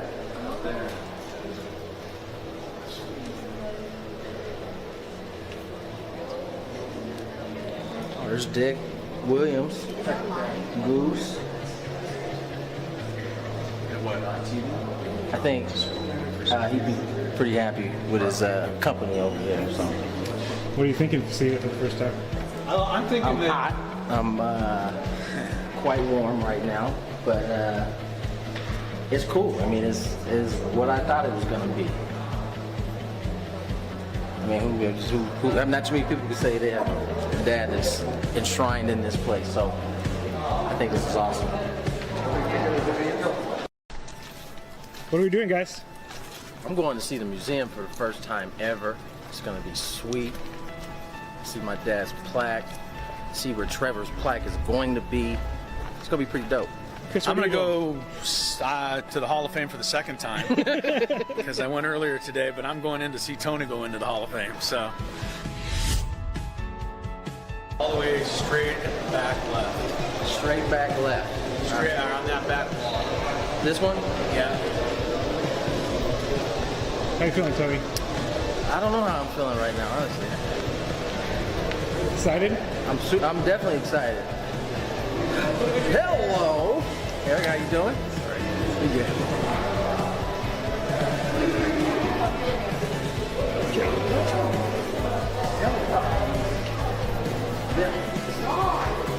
Wow. Just like I told you, next to the famous Barney Dreyfus and Leslie Wilkinson, whoever they are. That does look like them. I know. It's a good shot. They don't do them all that great. That one's good. Really good.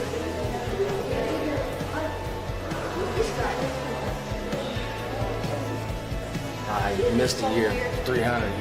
Must have been bad. Huh?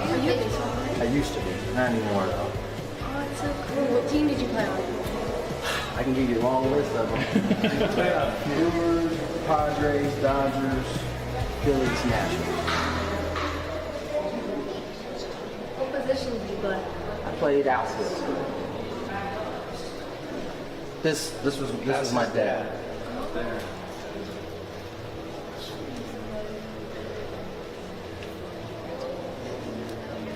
Oh, there's Dick Williams, Goose. I think he'd be pretty happy with his company over there. So. What are you thinking seeing it for the first time? I'm thinking I'm hot. I'm quite warm right now, but it's cool. I mean, it's what I thought it was going to be. I mean, who not too many people can say they have a dad that's enshrined in this place. So I think this is awesome. What are we doing, guys? I'm going to see the museum for the first time ever. It's going to be sweet. See my dad's plaque. See where Trevor's plaque is going to be. It's going to be pretty dope. Chris, I'm going to go to the Hall of Fame for the second time because I went earlier today, but I'm going in to see Tony go into the Hall of Fame. So all the way straight back left. Straight back left. Straight around that back wall. This one? Yeah. How you feeling, Tony?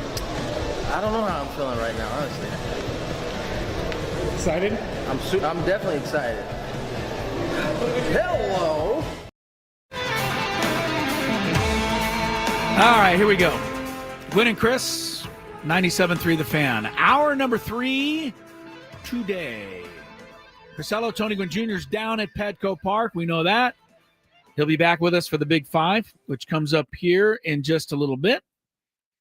And Matt Scraby is alongside here celebrating the greatness of Rory McIlroy. He's not great, but that Masters was great. There's no question. I can't argue that. It was a really exciting finish. Like it or not, he now goes down as one of the best golfers to ever live. He's got to. There's only 6 guys that have done what he's done, and the other 5 are pretty good.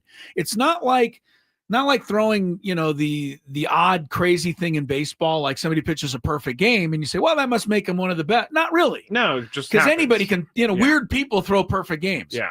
Not weird people win all 4 majors. No. Tiger, Jack, Hogan, Gene Sarazen might be the only one you have to say both names, and Gary Player, and now Rory. That's it. So, yeah, you got to put him on the list, Scrabe. I'm happy for the guy. Now he gets all the questions are gone. When are you going to win the Masters? When are you going to complete the great career Grand Slam? When's your next major win? And not that he's bitter, but the first thing he said in the press room yesterday was, oh, so what are you guys going to ask me next year? I would say the same thing. Because every year he gets asked about winning the Masters, so he just said, well, now what are you going to do, huh? I would say the same thing. Come on, Rory. I would say the same thing. You might. But you're asking, do I think he's a great person? And I don't think he is. And then you're trying to compare him to you. So that's not exactly a compliment for him. A ringing endorsement. A ringing endorsement. All right. Chance for you to qualify now for a grand prize. And that is 2 tickets to see either Disturbed, to see Ghost, or to see Pantera. 3 great music groups in Las Vegas. You'll also get a 2-night stay at the MGM Grand in Las Vegas and a $150 gift card to boot.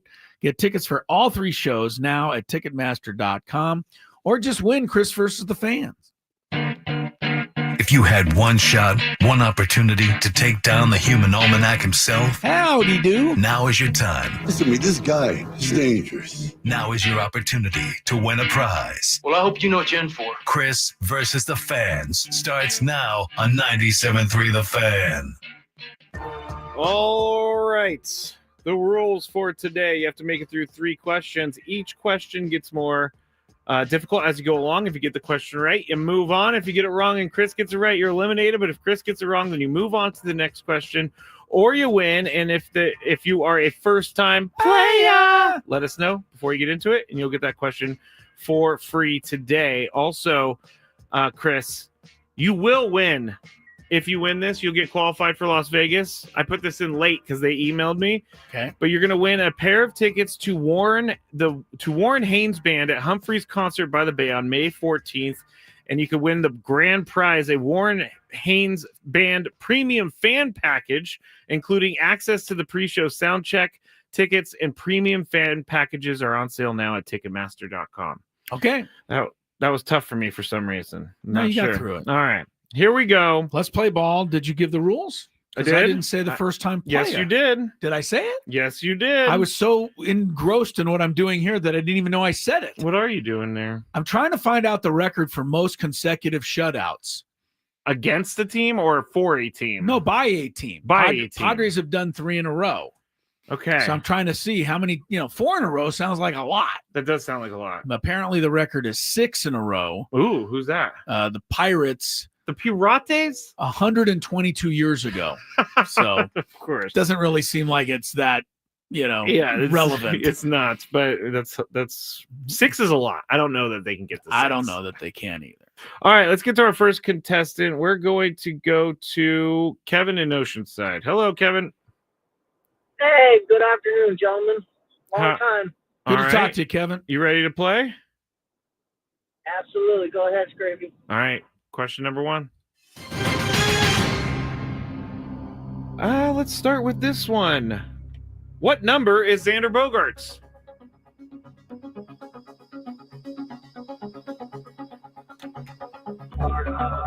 Nine. Number 9. Number 9. Number 9. Unfortunately not, Kevin. Number 2. Sorry, 2. Kevin. Sorry about that, Kev. Sorry. Yeah, some people are really good on numbers. Some people don't really look at the numbers at all. It would have taken me It's interesting. It would have taken me 45 seconds to figure that one out. I don't look at the numbers. You're one of those who doesn't. I kind of know, like, I'm totally a number guy. Like, I picture a guy and I go, he was that number guy. 12, or 13. All right, let's go to our next contestant. Let's go to Joseph. Hello, Joseph. Hey, Joseph. All right. No Joseph. Let's go to Spencer. Hello, Spencer. Hey, Spencer.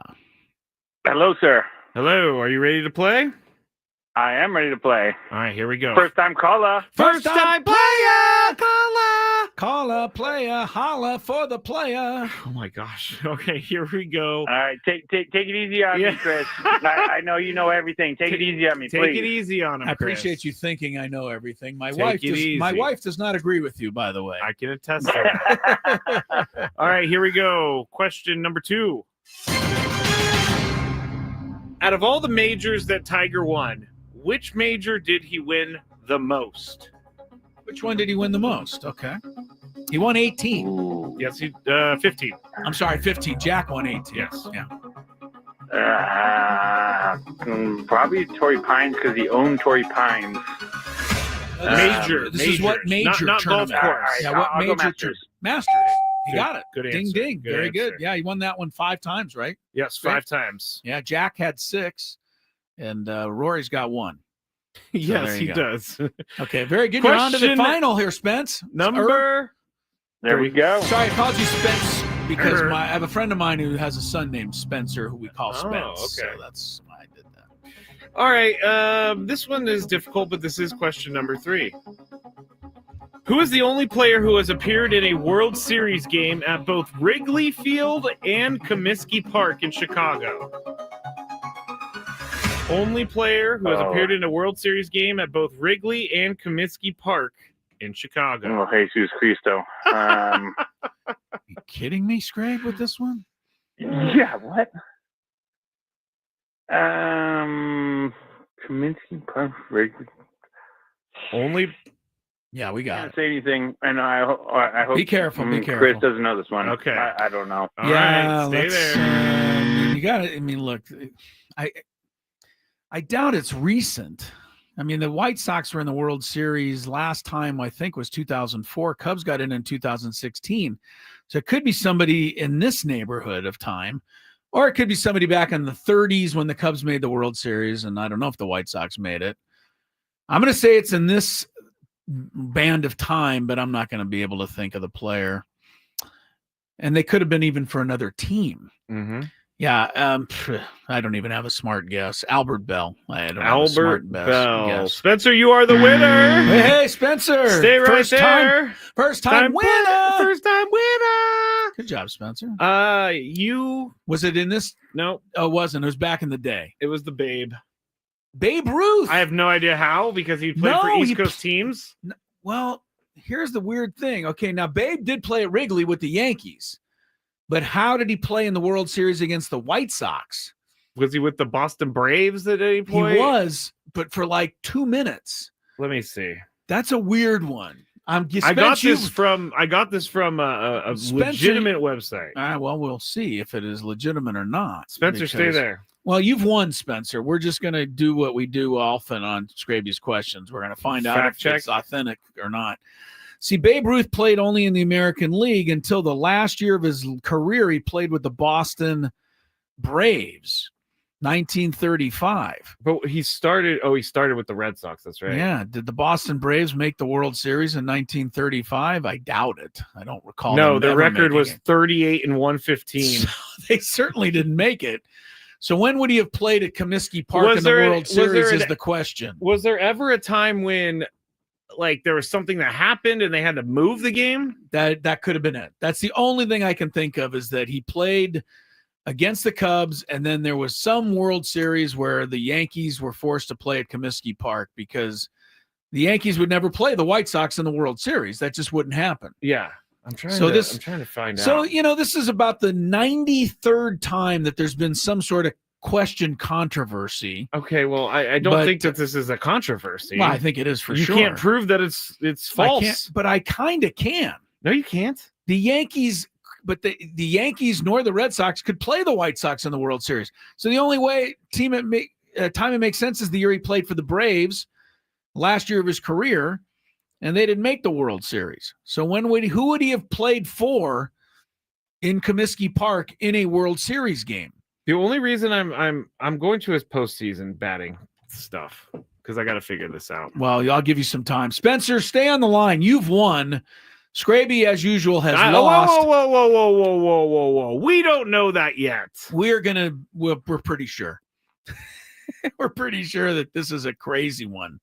Wait. He hit a home run in the All-Star game, which was at Comiskey Park. I remember that. It was the first ever hit. Okay, so that was the Cubs. He played in a World Series game. Now I'm looking through all of he certainly played in Wrigley Field against the Cubs because Wrigley Field is where he had the famous called home run shot. So he certainly played there. So he played the Cubs twice. Did they have to move to Comiskey Park? They must have. Oh, because they didn't have a stadium or something? When was the other Yankee matchup against the Cubs? That was in 1932. No, that was the first one. Or that was the one he played in Wrigley Field. When was the other matchup? The other with the one Cubs? was in 1918. There you go. Maybe Wrigley wasn't ready Let yet. me click on the actual thing. But did he was with the Red Sox in 1918. There it is. Comiskey Park. 1918. The Cubs played it, or the White Sox? The Cubs played at Comiskey Park. Well, you're right. Comiskey Park won. You're right, Scraby, but that's still a good question. Controversial question. It's not controversial, though. All right. Well, Spencer doesn't care. He has a chance to go to Las Vegas. We wish you the best on that. Stay online, Spencer. We'll check traffic when we come back. The NBA playoff matchups are set. Scraby isn't aware of it, but we'll clue you in. The Lakers, I think, have a very intriguing first-round matchup, and we'll check on that and more. Gwynn and Chris on the way. It has to do with average temperatures in the year 2024. And this is the average temperature, maximum per day, minimum per day. It is going to be your job today to find the 25 states whose average temperature is under 55 degrees. California's at 60. You're looking for anything under 55. I'm not going to let you go first. I'm going to give Tony first. Let's start with Montana. That is correct. Montana. Montana's the fourth coldest state in the U.S., 44.5 degrees average temperature. All right, Scraby, that leaves a really obvious one for you. I gave Tony first, but he didn't take it. So you can. I don't know that these are that obvious to any of us. All right, Chris. Well, I think one is obvious. Alaska, I think. Thought Alaska was pretty obvious. 27.8 degrees average temperature in Alaska. 16 degrees colder than any other state. Tony's up. Washington, the state. State of Washington is on the list at 48.4. So Tony takes a 2-1 lead. Scraby, give me a cold state. Maine. Tony, you're up 2-2. How about Idaho? Idaho's pretty cold. Cold enough at 45.5, seventh coldest in the U.S. Well, it's my favorite state to say. Minnesota. Yeah, that was kind of obvious. Same as Idaho. Minnesota, 45.5, Tony. How about North Dakota? North Dakota, there North you Dakota. Go. You found it, number 2, 43.7 there. I'll take the lesser-known Dakota. The South Dakota. I think it's the more-known Dakota. Yeah, I would think it's more. Tony, you are up in a 4-4 tie with no strikes yet. How about Oregon? Oregon, believe it or not, Oregon's cold enough to make the list.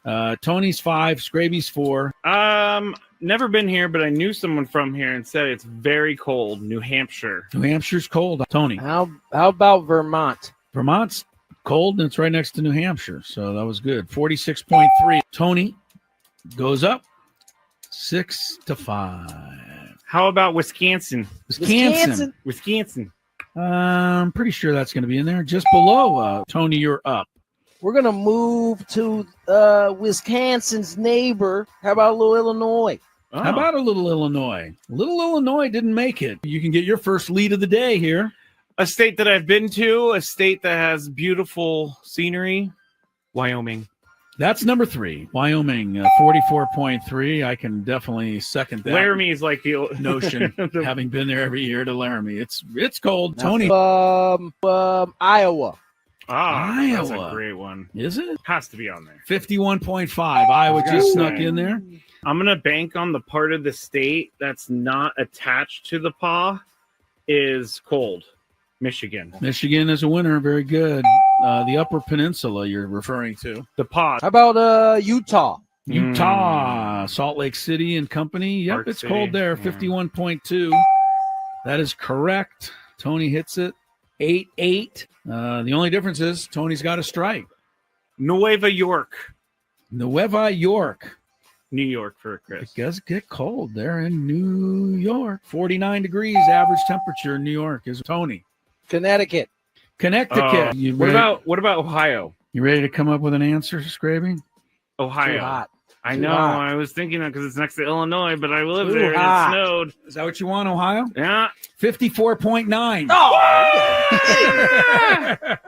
It's the last one on there. Scraby goes up 10-9. How about a little Pennsylvania? Pennsylvania, Yeah. frigid old Pennsylvania. Frigid old Pennsylvania. Home of Philadelphia, Pittsburgh, Harrisburg. And cold enough at 52.1 to make the list. Pennsylvania, baby. 10-10. Massachusetts? It has not been said. Doesn't mean it's correct, but it is 51.2. Scraby hits a bell. Massachusetts. 11-10. Tony, you're up. Oh, man, this is hard. There are four left. Cold. How about Indiana? Oh. Indiana. No, Tony. It's a strike. 55.2. Indiana just over by 0.2. Some of the coldest spots in the country are in the plains. Nebraska. Yeah. Lincoln. That's all I got on Nebraska. Scraby's doing okay. That's correct. Wow! 52 degrees. Colorado. Scraby for the win. One of the most forgotten places in the United States Is Rhode Island. Rhode Island. And it is correct. Yes! Sorry, that was a lot. Does that mean I win? Game is over. Yes, Game you've is won. over! That was a stupid game. I didn't think you'd like it since it didn't win it. Those are my shoes on the glass. Sound like you're playing basketball over there. Sounds like shoes squeaking on the floor. Lack of rhythm is what that's called. I'm not going to disagree with you there. I've told you many times before, I am not made for dancing. It has to do with average temperatures in the year 2024. And this is the average temperature, maximum per day, minimum per day. It is going to be your job today to find the 25 states whose average temperature is under 55 degrees. California's at 60. You're looking for anything under 55. I'm not going to let you go first. I'm going to give Tony first. Let's start with Montana. That is correct.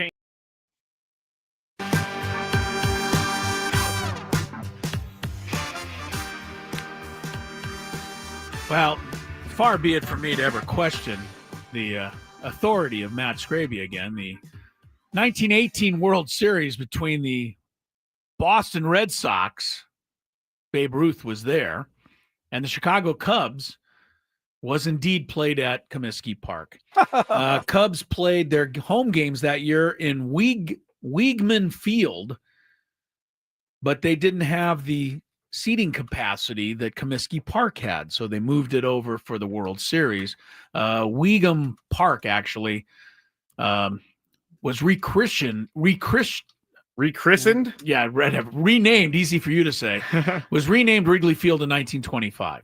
So it was built. It just wasn't Wrigley Field yet, and it wasn't big enough. So very good. You got that one, Scrabe, and Spencer won the trivia today. The reason I knew it was right is because it came directly from you the Hall got of it from Fame somewhere website. you felt good about. The Hall of Fame website can't go wrong. Here's a injury list note that will surprise absolutely no one. It's starting, though, to get, honestly, a bit sad. Because Chris Bryant does have ties here to this community. Yeah, He played at USD. USD and was a college player of the year. I'm starting to wonder about his career overall now. What happened? The Rockies put him on the injured list today. due to what they're calling a degenerative disc disease. That's something in your back. And that doesn't get better. Degenerative means it just gets worse. It's breaking down. He's going to get all that money from the Rockies, but I don't think they're ever going to get anything from him. This guy's a former Rookie of the Year. He's a former NL MVP. He's a college baseball player of the year at USD. It's a sad. I mean, it looks like it's finishing up. I'm not saying his career's over today, but this is not good. It's not easy to come back from stuff like that. And no, he's already missed a lot he's of time already for been his missing back. time. Yeah. So anyway, the Rockies, who, don't need any more bad news, just got some anyway. My dad has terrible back problems and has for years. When it gets degenerative and the disc, you can't. Those two words together, you can't do anything about it, really. You're not coming back. You're definitely, if you might be able to have a good life, like quality of life, but you're definitely not playing Major League Baseball. Yeah. And you know what? We've made fun of Chris Bryant because he's on the injured list all the time. But now I'm kind of getting to where I feel a little bad for the guy. I mean, this is too bad. Yeah, you don't want having a career like that. he's had, and it's going to end up like this. Cubs, speaking of Chris Bryant, they used to be there. They smartly let him go, and their lineup is out for tonight. The only note of interest to anybody out there might be the fact that Seiya Suzuki remains out of the Cub lineup with a day-to-day wrist injury. I don't hate that. That's the bad news, or the good news. Bad news, Justin Turner will take his place tonight at the DH spot, and we know what he normally does against the Padres. So Dylan Cease, Jameson Taillon are the principals tonight. The principals. I don't like this Dylan Cease ERA that I'm looking at here. It's pretty gross right now. Right? 7.98. That has got to improve. And they still have a photo of him on MLB.com with the beard. Well, that's the thing, is that beard's got to go. He took his photos before the year with the beard, so it's going to be on him the entire year. Yeah, the beard is gone, and I hope that changes everything. NBA playoffs are set. I think there's, look, a lot of us have lost interest, and I don't think we're alone. I in didn't. the NBA. I'm not even kidding, Chris. I didn't know. You didn't even know the season was over. And that's not me being like I know. an NBA hater. You just didn't know. I was so wrapped up in the Masters. Well, but the NBA is, a lot of people are kind of not thrilled, and people are even more upset that the TNT thing is over, because a lot of people used to just watch Ernie Johnson and Charles and Shaq and love that. And they're worried that the NBA is going to be going streaming now. They're going to be pay-per-view. They're going to be all this stuff. And are people really going to be willing to fork over a little extra to see the NBA? Not me. I don't think I will either. Really? I don't think so. I'm not going to pay extra money to watch an NBA game. I'm not. So we'll see. That shocks me, because you and Tony are probably two of the bigger NBA fans that I know. Yeah, but I'm not that big. I mean, unless the Bulls ever get back in contention, which may never happen. Quick note, Phoenix Suns fired their coach. Craig Elston was fired today. Sorry, Craig. He looks. Chris has always compared Craig Elston to Mike Budenholzer. Look at the two of them. They're similar They looking. look pretty close. Yes. Anyway, Budenholzer was fired today by Phoenix. They didn't make the playoffs, despite Kevin Durant and Devin Booker. That's pretty hard to do. And Bradley Beal. And right? Bradley Beal. The matchups in the West, it's pretty good. Oklahoma City won it, 68 wins. They're the 7th NBA team ever to win that many. 4 of the previous 6 have won the title. So we'll see if OKC can follow through now in the postseason. Most people think they won't, because you've got the Lakers in there playing Minnesota in the first round. You got Golden State in the play-in tournament. You got Denver and the Clippers in a really good matchup. There's a lot of good teams in the West. In the East, I don't think it really matters who plays who. It's almost guaranteed to come down to Cleveland versus Boston. They're the top 2 in the East. Nobody really seems to be close to either of those teams. So I think anything other than that would be surprising. Oklahoma plus 180 opens as the favorite. Boston is plus 190. Then Cleveland. The Lakers are the 4th choice, which I think is a little high. But this Luka LeBron thing has worked out pretty well overall. I would say so. The question remains defense, and especially interior defense. The Lakers didn't have it when they made the trade because they lost Anthony Davis, and they certainly don't have it now. And you've got to play some defense to win in the NBA playoffs. They're not going to give you wide open looks all night long. And that's the big, concern for the Lakers. I could see the Lakers making a run. I could see the Lakers losing to Minnesota in the first round. Minnesota's got Gobert, who does play defense and is in the middle to clog things up. And they got the Ant-Man, who can score with the best of them. Minnesota, though, is not as good as they were last year because they stupidly traded Karl Anthony Towns and got Julius Randle, and this was a bad trade. So there seems to be a lot of. I'll tell you the team that people are picking out of the West. Trades. People are picking not OKC, not the Lakers, not even Golden State. People are saying the Clippers are playing better than anyone right now. And I have to listen to them because I'm not watching enough games to know. But they've got Kawhi already. He's a 2-time finals MVP. And they've got the beard. This is not me hating on Kawhi, but can he stay healthy for an entire postseason? He's healthy right now, and he's rested, right? Because he's been sitting out most of the season. Load managing. So a lot of people say the Clippers can get there. That's never happened before. That would be fun, though. It would be interesting. All right, so the NBA playoffs start tomorrow. We'll talk a little more about that at that time. Right now, a break in the action, and then Tony Gwynn Jr. returning with the Big Five. Lots of Masters talk in this one. Oh, yeah. I actually got in trouble once when I worked at the bank for looking up a celebrity, and it was totally wrong on my part. Totally wrong. Looking up their account number? Just I searched their name in the account system, and what is wrong with you? I was like 19. You'd be better off. Cool. You'd be better off admitting that you wore your underwear inside out. Frankly, This guy is just searching up people's accounts. It only happened that one time because I got caught. How did you get caught? The account was flagged, and anybody taking a look at it gets logged. And so I got called into the boss's office like 3 days later. What did that come? I'm sorry, I gotta ask, but nobody's supposed to be doing this preview. What did that conversation? How did it go? Well, why were you looking up Paris Hilton? Is that who it was? I can neither confirm nor deny. Oh my goodness. I can neither confirm. That's really funny, Chris, that you just yelled out that name out of all names. No. But I walked in, I got called into the office, and I sat down, and all my boss, I loved her. She was great. Her name was Sharon. Amazing boss. She just slid the piece of paper in front of me. You knew. Said, "Did you visit this account?" And I looked. Yeah. She was like, "We're gonna have to write you up for this, and if you do it again, we're gonna have to fire you." And I said, "I'll never do it again." And I got out of there as soon as possible. Damn. I took everything, but it was not good. Not good. Just curiosity, huh? He's like, I wonder how much they have in their account. Yeah. I mean, before I got caught, I did look up athletes. And, oh my God! I'm so glad you're sitting in this seat now. Yes, I'm so happy you're not doing any job that can be dangerous to people's futures. This was in the first year that I was there. I learned my lesson thoroughly. Chris, as I said, as soon as they walked in, they was like, "Yeah, that's our guy right there. That's our window. We're gonna take him down." Yep. Just lucky I didn't get caught for like.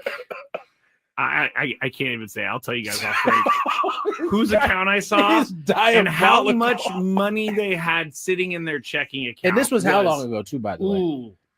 2009, 10. Way before I became a good person. Didn't Bank America end up getting in trouble? Or was that it was one of those banks got in trouble? All of them get in trouble for selling information. But I heard folks like you. I wasn't selling any information. I was just wanting to see what was going on. Curious. I didn't check their account activity, which I could have. Been like, oh, they bought this here. I'm going to go up there. You know, I'm not that creepy. Well, that's stock. Oh, yeah, you're not that bad. I'm not that creepy. This is amazing, by the way. We're supposed to be doing. How are we supposed to do baseball picks under I these don't think we can circumstances? anymore. I think we gotta push it.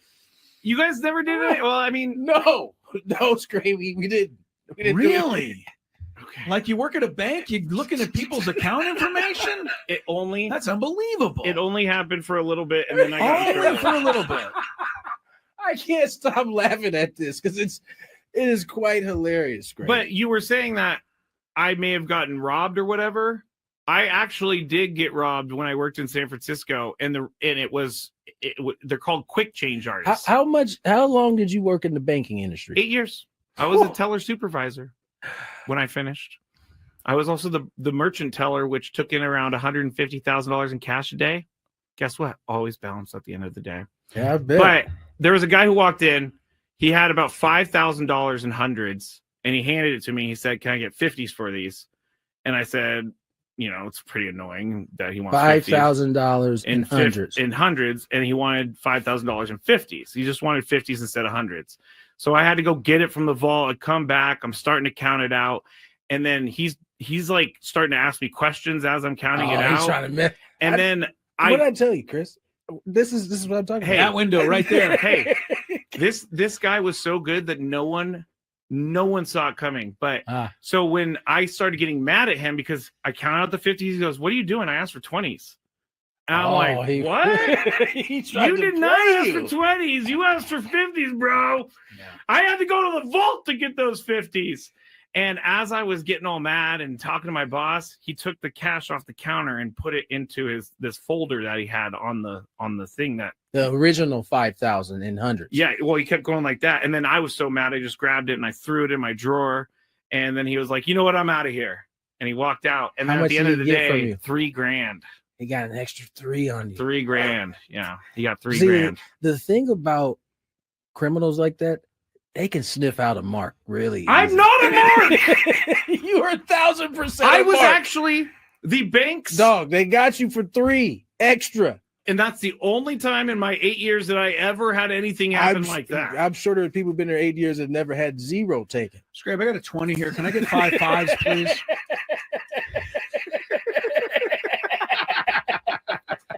I hate you guys. Let's get to that was one of the worst moments of my life, but you know what? It taught me a lot. Never trust anyone ever again. You know what? You definitely the Rockies. As much as any team has ever dominated another team in a 3-game series. Don't know that you could win a series much more dominant than that. Rockies didn't get a man to third base. Got only 4 runners to second base.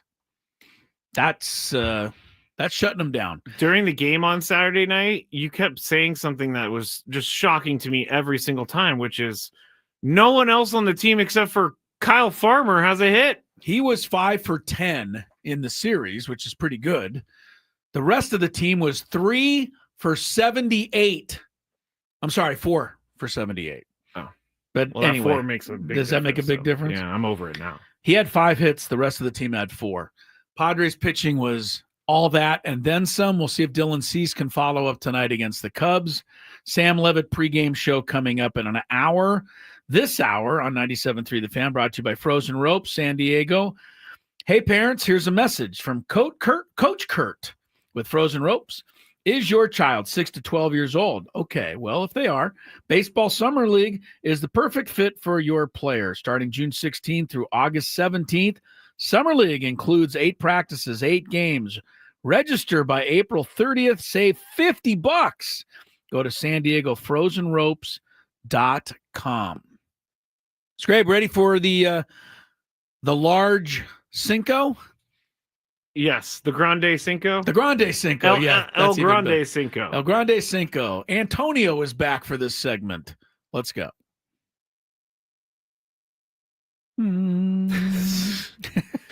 Oh, man. Thought I set it up nicely. No, you did. You really did. There we go.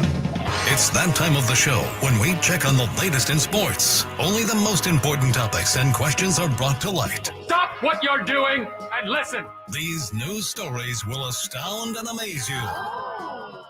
The one, the only. Oh my God, who the hell cares? The Big Five starts now on 97.3 The Fan. All right, well, as we've been talking about all show, The Padres? Who are the Padres? We haven't been talking about them. Yeah, I don't know who the Padres are, but the Padres have been playing awesome so far to start the year, and I am enjoying all of the social media posts that are coming out, and that's for real because it's nice to see the Padres getting their due. Number 5. And MLB posted this earlier, and it goes like this. There are a few reasons the Padres have the best record in baseball. They're 10-0 at Petco Park so far this year, so home field advantage in their favor. Dominant pitching. Their staff has thrown 6 shutouts in their first 16 games. Fernando's hitting .351 with a .994 OPS, 4 home runs, 9 RBIs, 6 stolen bases. And finally, the lowest bullpen ERA in Major League Baseball at 1.51. So, Chris, on that list, what is the most impressive to you? 6 shutouts is the most impressive to me. Also, those 6 shutouts have come in the 10 home games. So they've only given up runs 4 times at home. That's, you're not going to obviously lose. The bullpen has been lights out as well.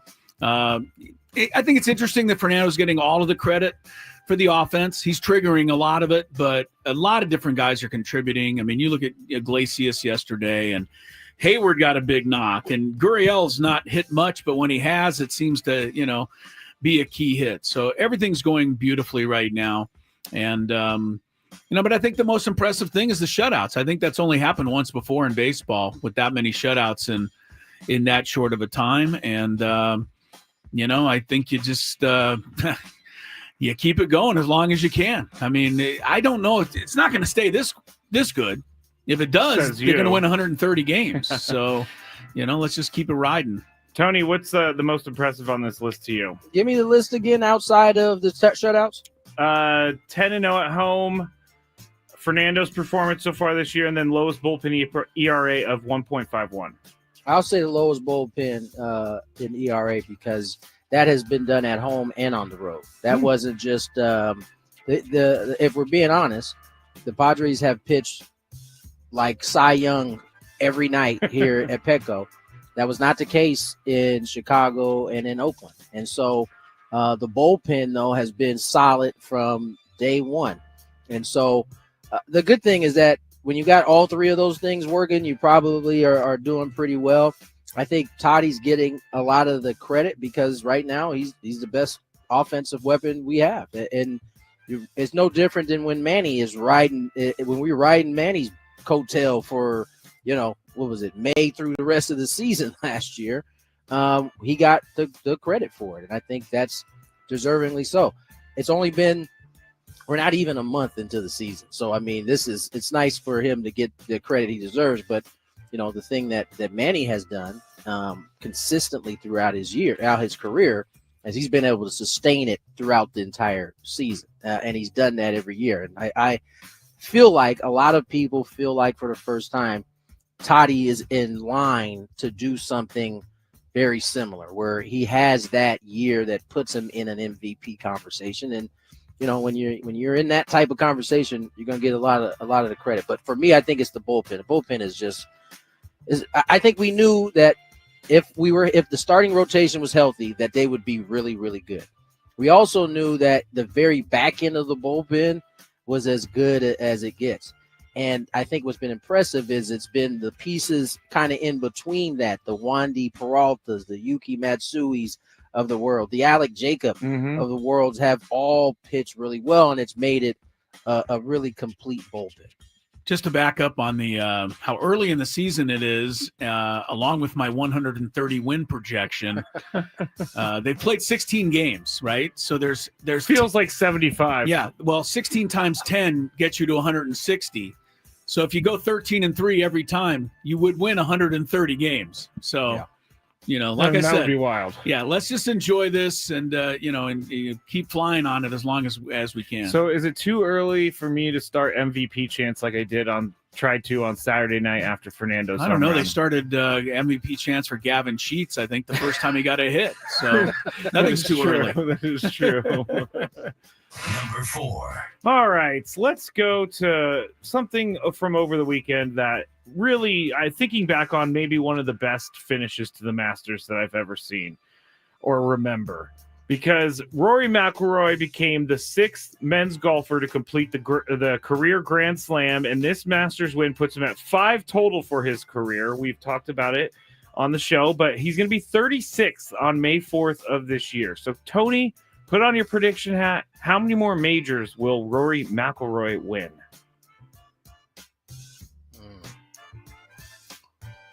One or two.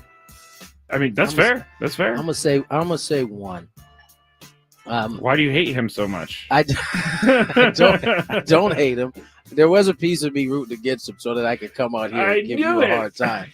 However, I don't hate Rory. I just think Rory has he can be thin-skinned at times, and I think sometimes he is like the billboard for like putting foot in mouth. Often it feels like, and I don't think he intentionally does. I just think some of the things he says seem to come back to haunt him too often. And I think I'll say two from the standpoint that this could.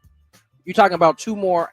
Are you talking about after career. This one? Yeah, after this one, how many more? I'm gonna say two. I'm gonna say that he's gonna ride this wave and maybe get one quickly, and then he'll get one more down the line. Actually, kind of what I was thinking too. Although I said he was going to win 5 in my head. Chris, how many more majors do you think Rory wins in his career? Well, first of all, I was going to take this time to criticize Rory McIlroy, but Tony did an excellent job of it for us. Why do you got to criticize the guy who wins the Masters? Not a fan.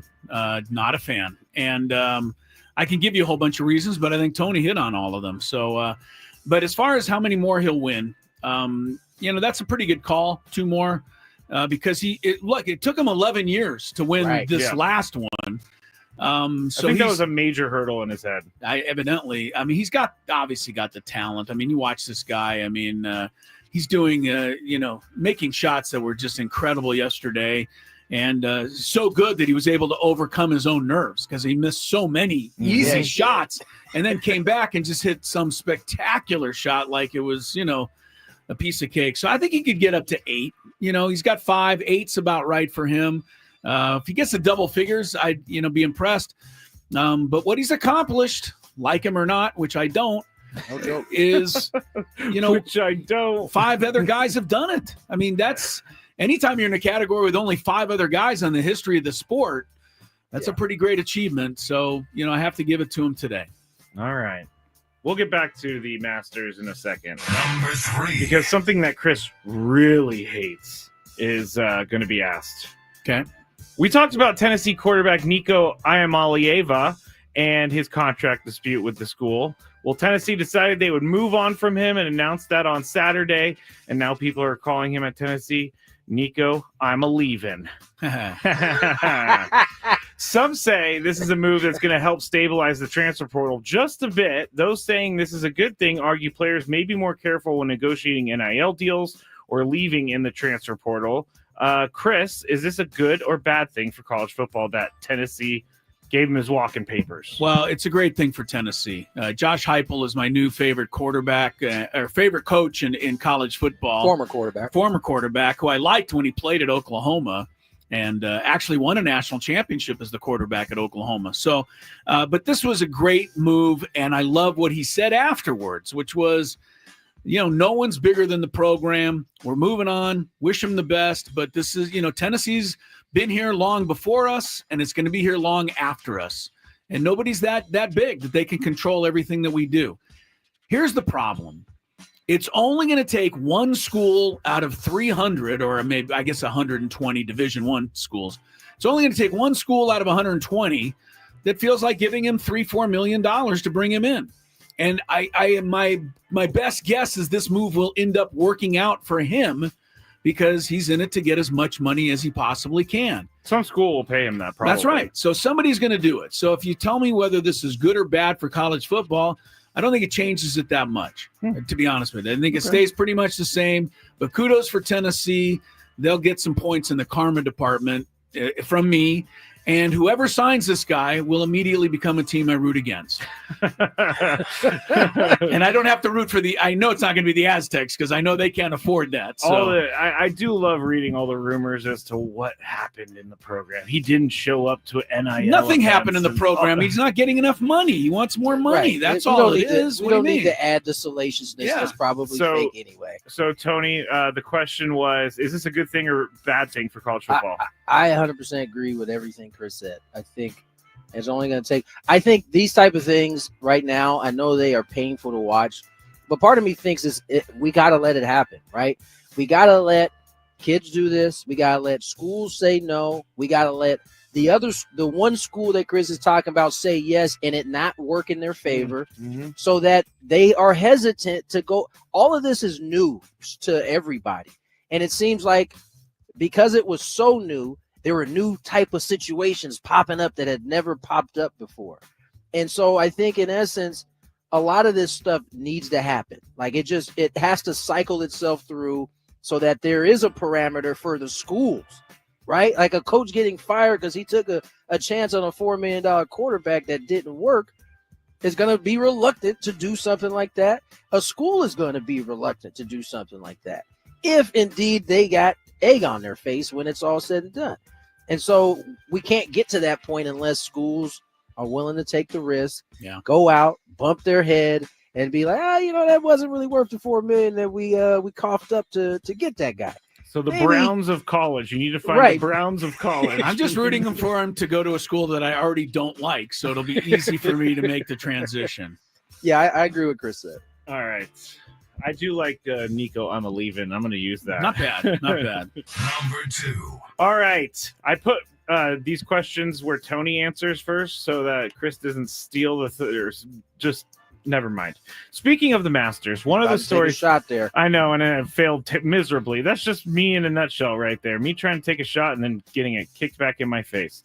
One of the stories that came out of yesterday was post-round when reporters asked Bryson DeChambeau how the on-course interactions were with Rory McIlroy, and DeChambeau said that Rory did not say one word to him the entire round.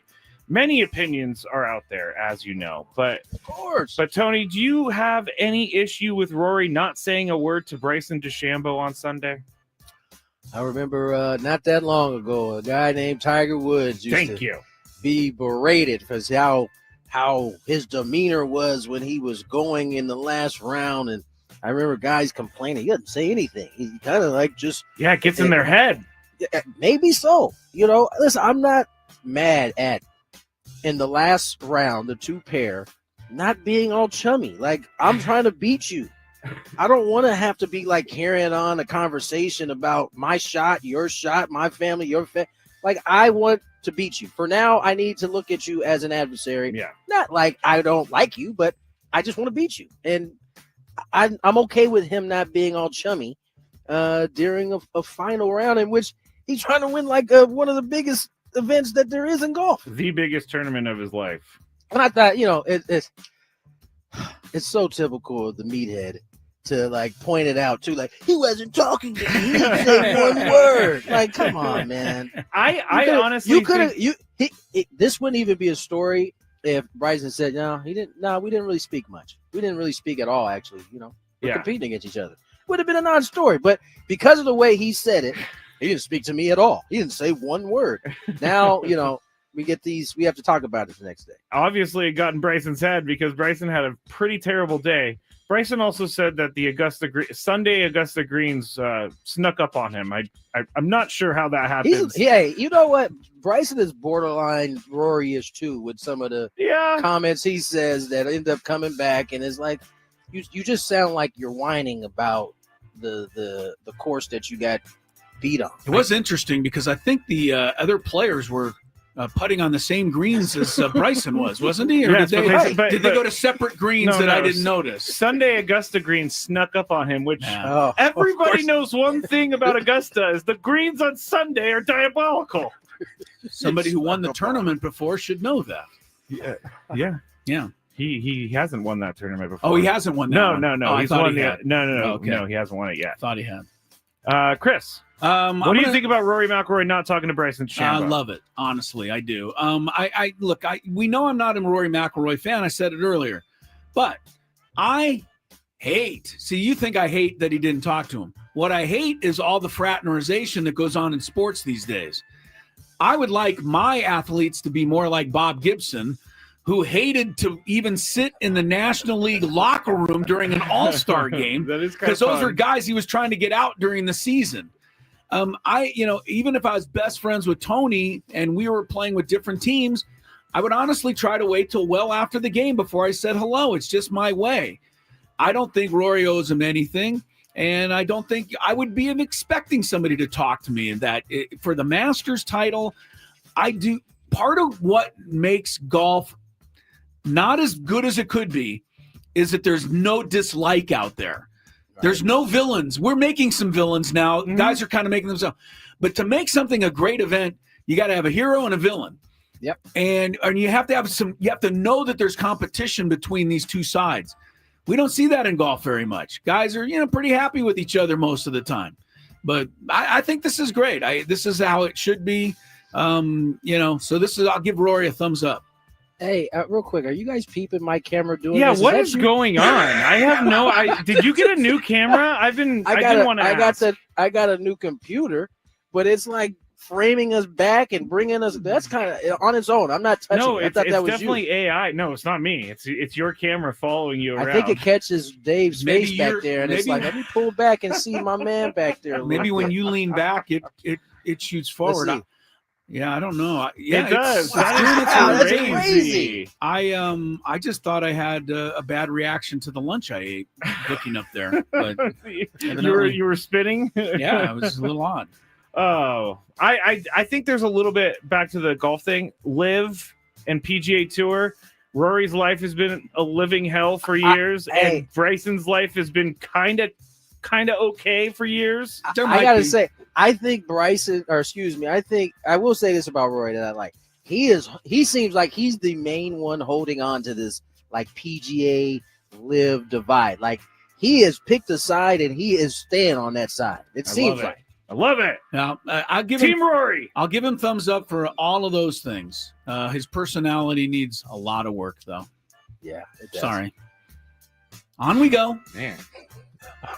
just so number one, from the highs of highs to the lows of lows. I gave him credit for not talking to the guy. I was that shot on 15 though. I think shows all the personality that we need. That was one of the best shots I've ever seen. It was good. Number one.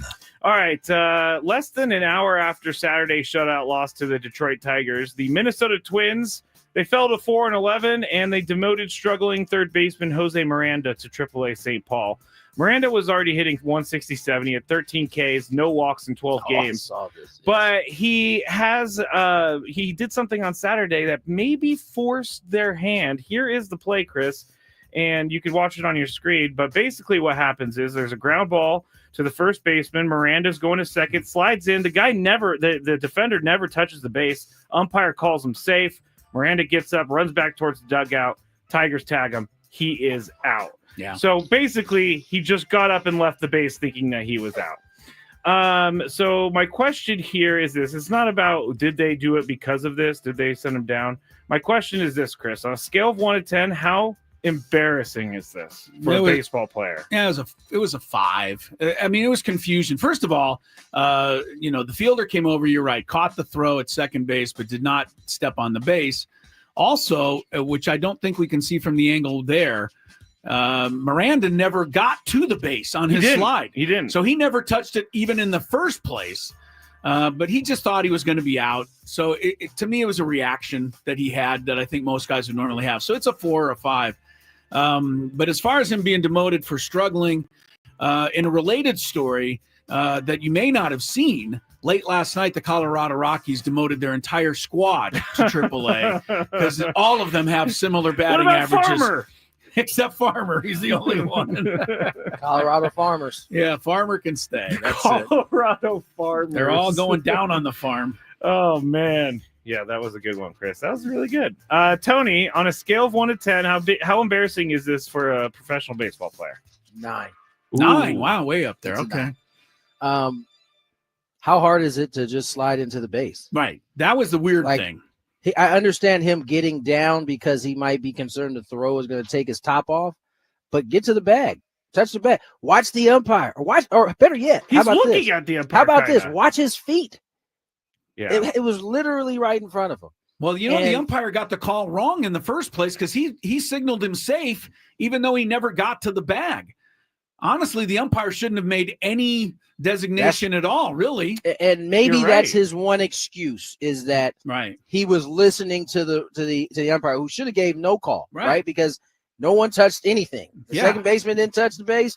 The runner didn't touch the base. So it should have been no call. Right. But he gave safe. So I'll drop it down to a 7 because he may have been looking at the umpire. However, just on your own, why aren't you looking to see if he's touching the bag?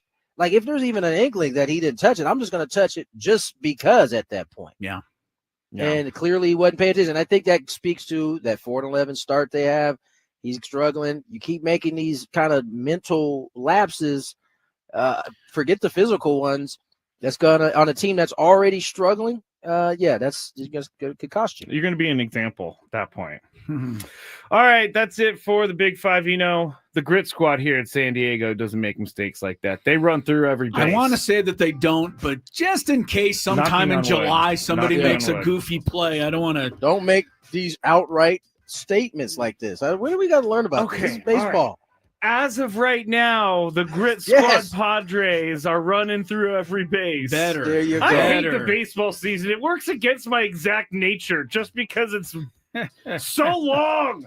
Make grand announcements. All right. That's it for the Big Five. When we get back, Chris and I are going to get you set up for this game tonight. Also, a Scraby segment.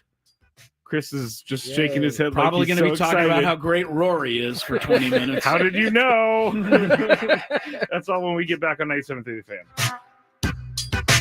From the 855 Get Ross Traffic Center, protecting San Diego after accidents or injury, here's Kelly Danick. Traffic is sponsored by Islands Restaurants.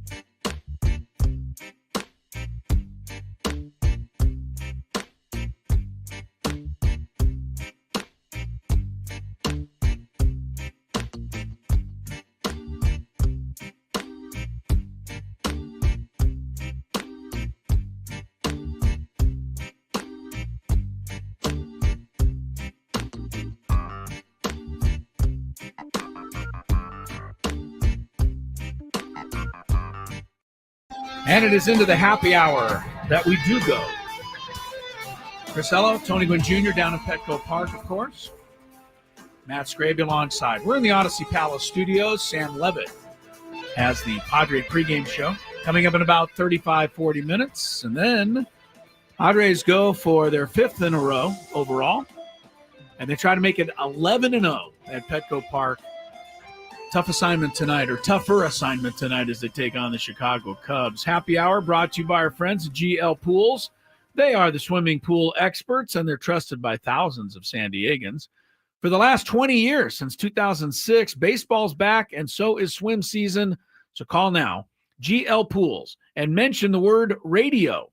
You do that, you'll get a free month of pool service, courtesy of our friends at GL Pools. All right, we appreciate them. Hopefully no pools cracked today and with the earthquake. Yes, how about the earthquake today that I didn't feel at all? That's crazy. For all I know is maybe a golf course is a good place to be for an earthquake. Well, I guess that you are supposed to be in like a middle of an open area. It was an open area, yeah. I didn't feel it at all. I got a text from my wife to the effect that they had cleared out their entire building. Oh, man. Yeah. That was a little serious. Well, I don't know. And I asked her.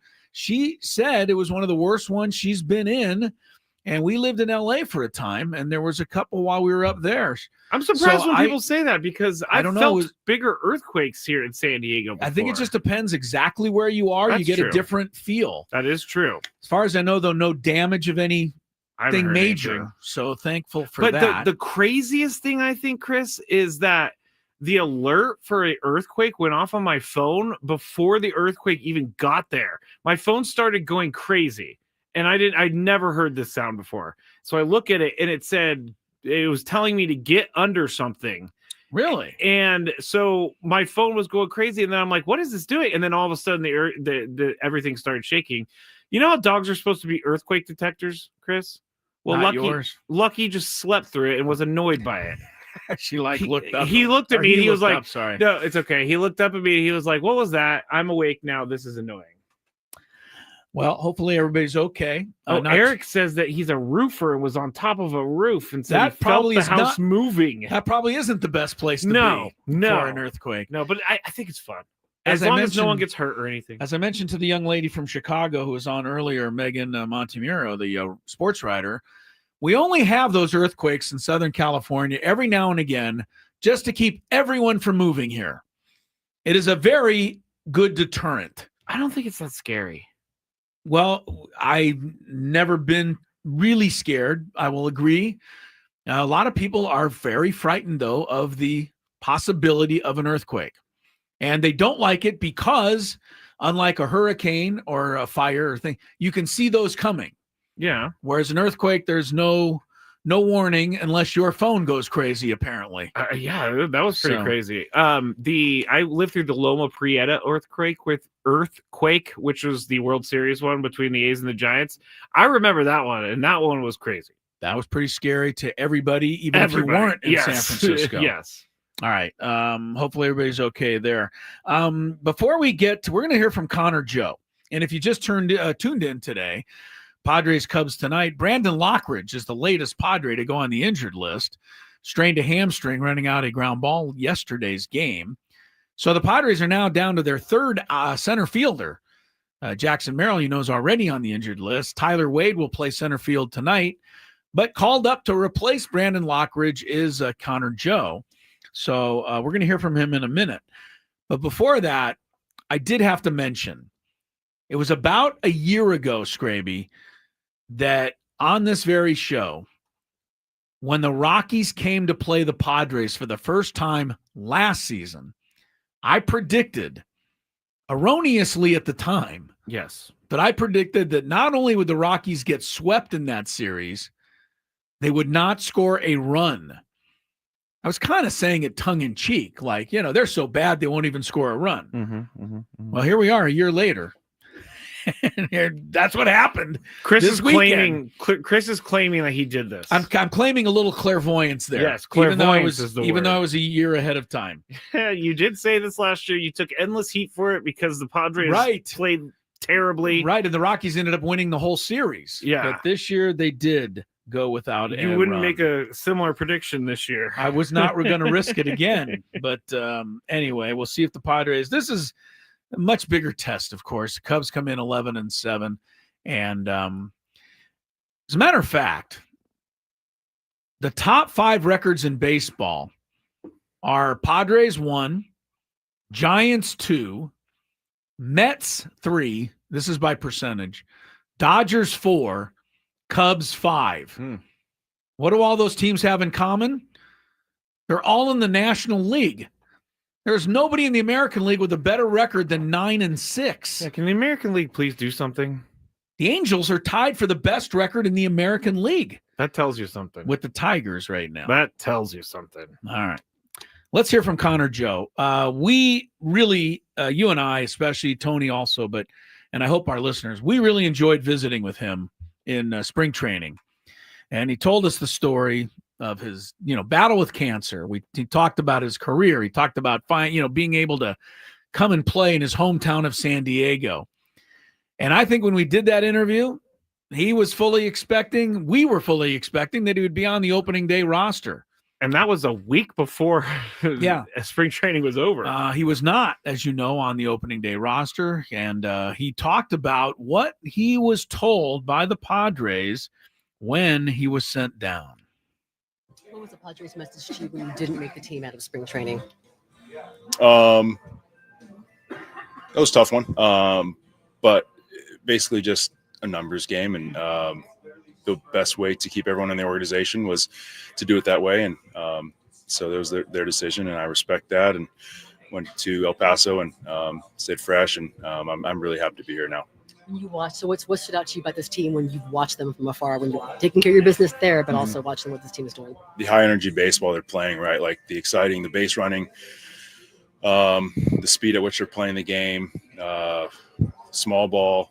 They're doing it all right. Like they're doing small ball. They're hitting homers when they need to. And the pitching staff obviously says everything you need to know with all the shutouts that they've been throwing. So really excited to watch, to be here and to be part of the group. Well, I'm glad he's here. I think he belongs here, and I think he's going to stay here. I'm going to make a prediction on that. I think Connor. You think Joe, he's going to stay here for the distance? I do. I think he's going to contribute right away. I think he's going to be very valuable. First base against, first base to give Arise a day off, first base against lefties, left field against lefties, DHing. And I think he's going to hit. I think he's a line drive gap hitter, which is exactly what the Padres are teaching and exactly what'll work for him in a ballpark like this that suits itself the way he swings. And, I think that going down, although, as he said, difficult, might just be the light the fire just enough, We'll see. I mean, I could be wrong. I've been wrong many times. No, I before, think but... no. I definitely, he doesn't seem like a guy that wouldn't have this be a fire building type event in his career, because if you're watching the video, and go to our Twitter at 97.3 the fan SD, we're playing it on our YouTube. Just search 97.3 the fan on YouTube. But you can see it in his face. Like he didn't want to be in El Paso. No one wants to be in El Paso when you are a major leaguer. Yeah. And I feel like this is going to launch him into something else. I'm going to be rooting for Connor Joe for sure. San Diego kid, and hope that it works out for him. Padres go for their 11th in a row at home. They never done 10 in a row before. So you remember last year when we were waiting really basically all year for them to win 7 in a row? And then they out. Did they actually? No, they did it. I think it was after the All-Star break when they went on that hot streak. Oh yes, right after the All-Star break, they lost the first game last year to the Guardians. Remember that? Like 11-1 or something. Yeah, and it was like, this is not here working. We go again. This isn't working. And then they turned it around. And then they got hot. I'm trying to see last year, and I'm taking too much time. Can you kibitz for what? I'm trying to here. Let's hear from Connor Joe. Well, do we have time? That's what I'm worried about. We will make time. Here's Connor talking about being happy to be here. Yeah, being happy to be here and what his role might look like. Okay. How's it feel to be up here? Great. Feels great. Coming into San Diego was really cool, and it's nice to be on this side of things, and really excited to feel the energy of the crowd and just join this group. I've been watching from afar when I can, and seeing what they're doing. It's really exciting. So to be a part of it's really special. You've talked about this for a long time and look forward to this for a long time. When you finally found out that it was actually going to happen, your initial reaction? Yeah, excited, thrilled, really ready to complement this group and to contribute and be a part of it. What's it been like to watch this team and what they've been able to do and know that you get a chance to be a part of this now? Yeah, it's been special. Like obviously down in El Paso, it's like we got our own season that we're playing and I'm working on my own stuff, but every chance you get, you look at the highlights and you see these guys doing their things. It's like really fun and really cool to watch it from afar. And I'm really excited to watch it here and be a part of it. Like, yeah. All right, Connor Joe, obviously he's here. He's not in the starting lineup tonight. Doesn't mean he won't play. We also are pretty sure he'll be in the starting lineup tomorrow night when Imanaga pitches the lefty for the Cubs. Padres, this is how far ahead of schedule they are, Scrabe. It's April 14th. They've already won 10 home games. Last year, they won their 10th home game on May 12th. Wow. Things are going well. That is going well. And coming up next, after traffic, the long-awaited Scraby segment as he pours out the love and emotion for Rory McIlroy. From the 8-5.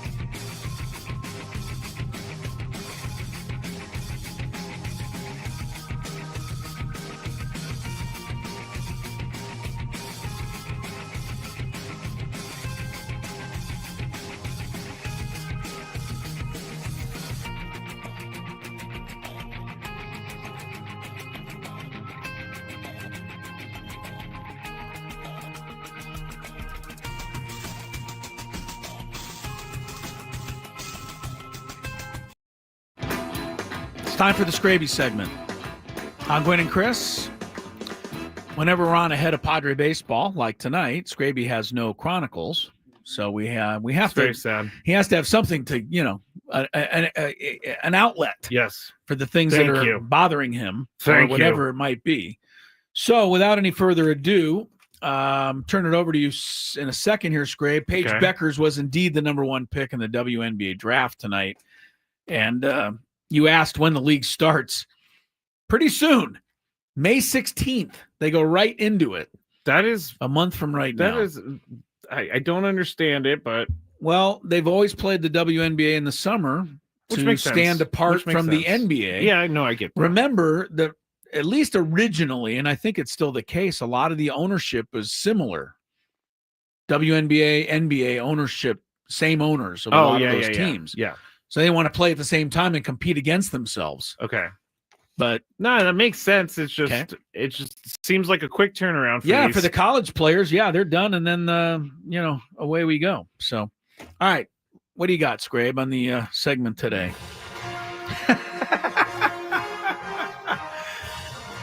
I feel you coming in with a cape on or something. I also feel like that, Chris. I wish I could come in with a cape. But today we're going to start with actually something that we did on Saturday, and I'm going to put up on the YouTube stream. If you would like to watch on YouTube, just search 97.3 The Fan on YouTube and you can find us.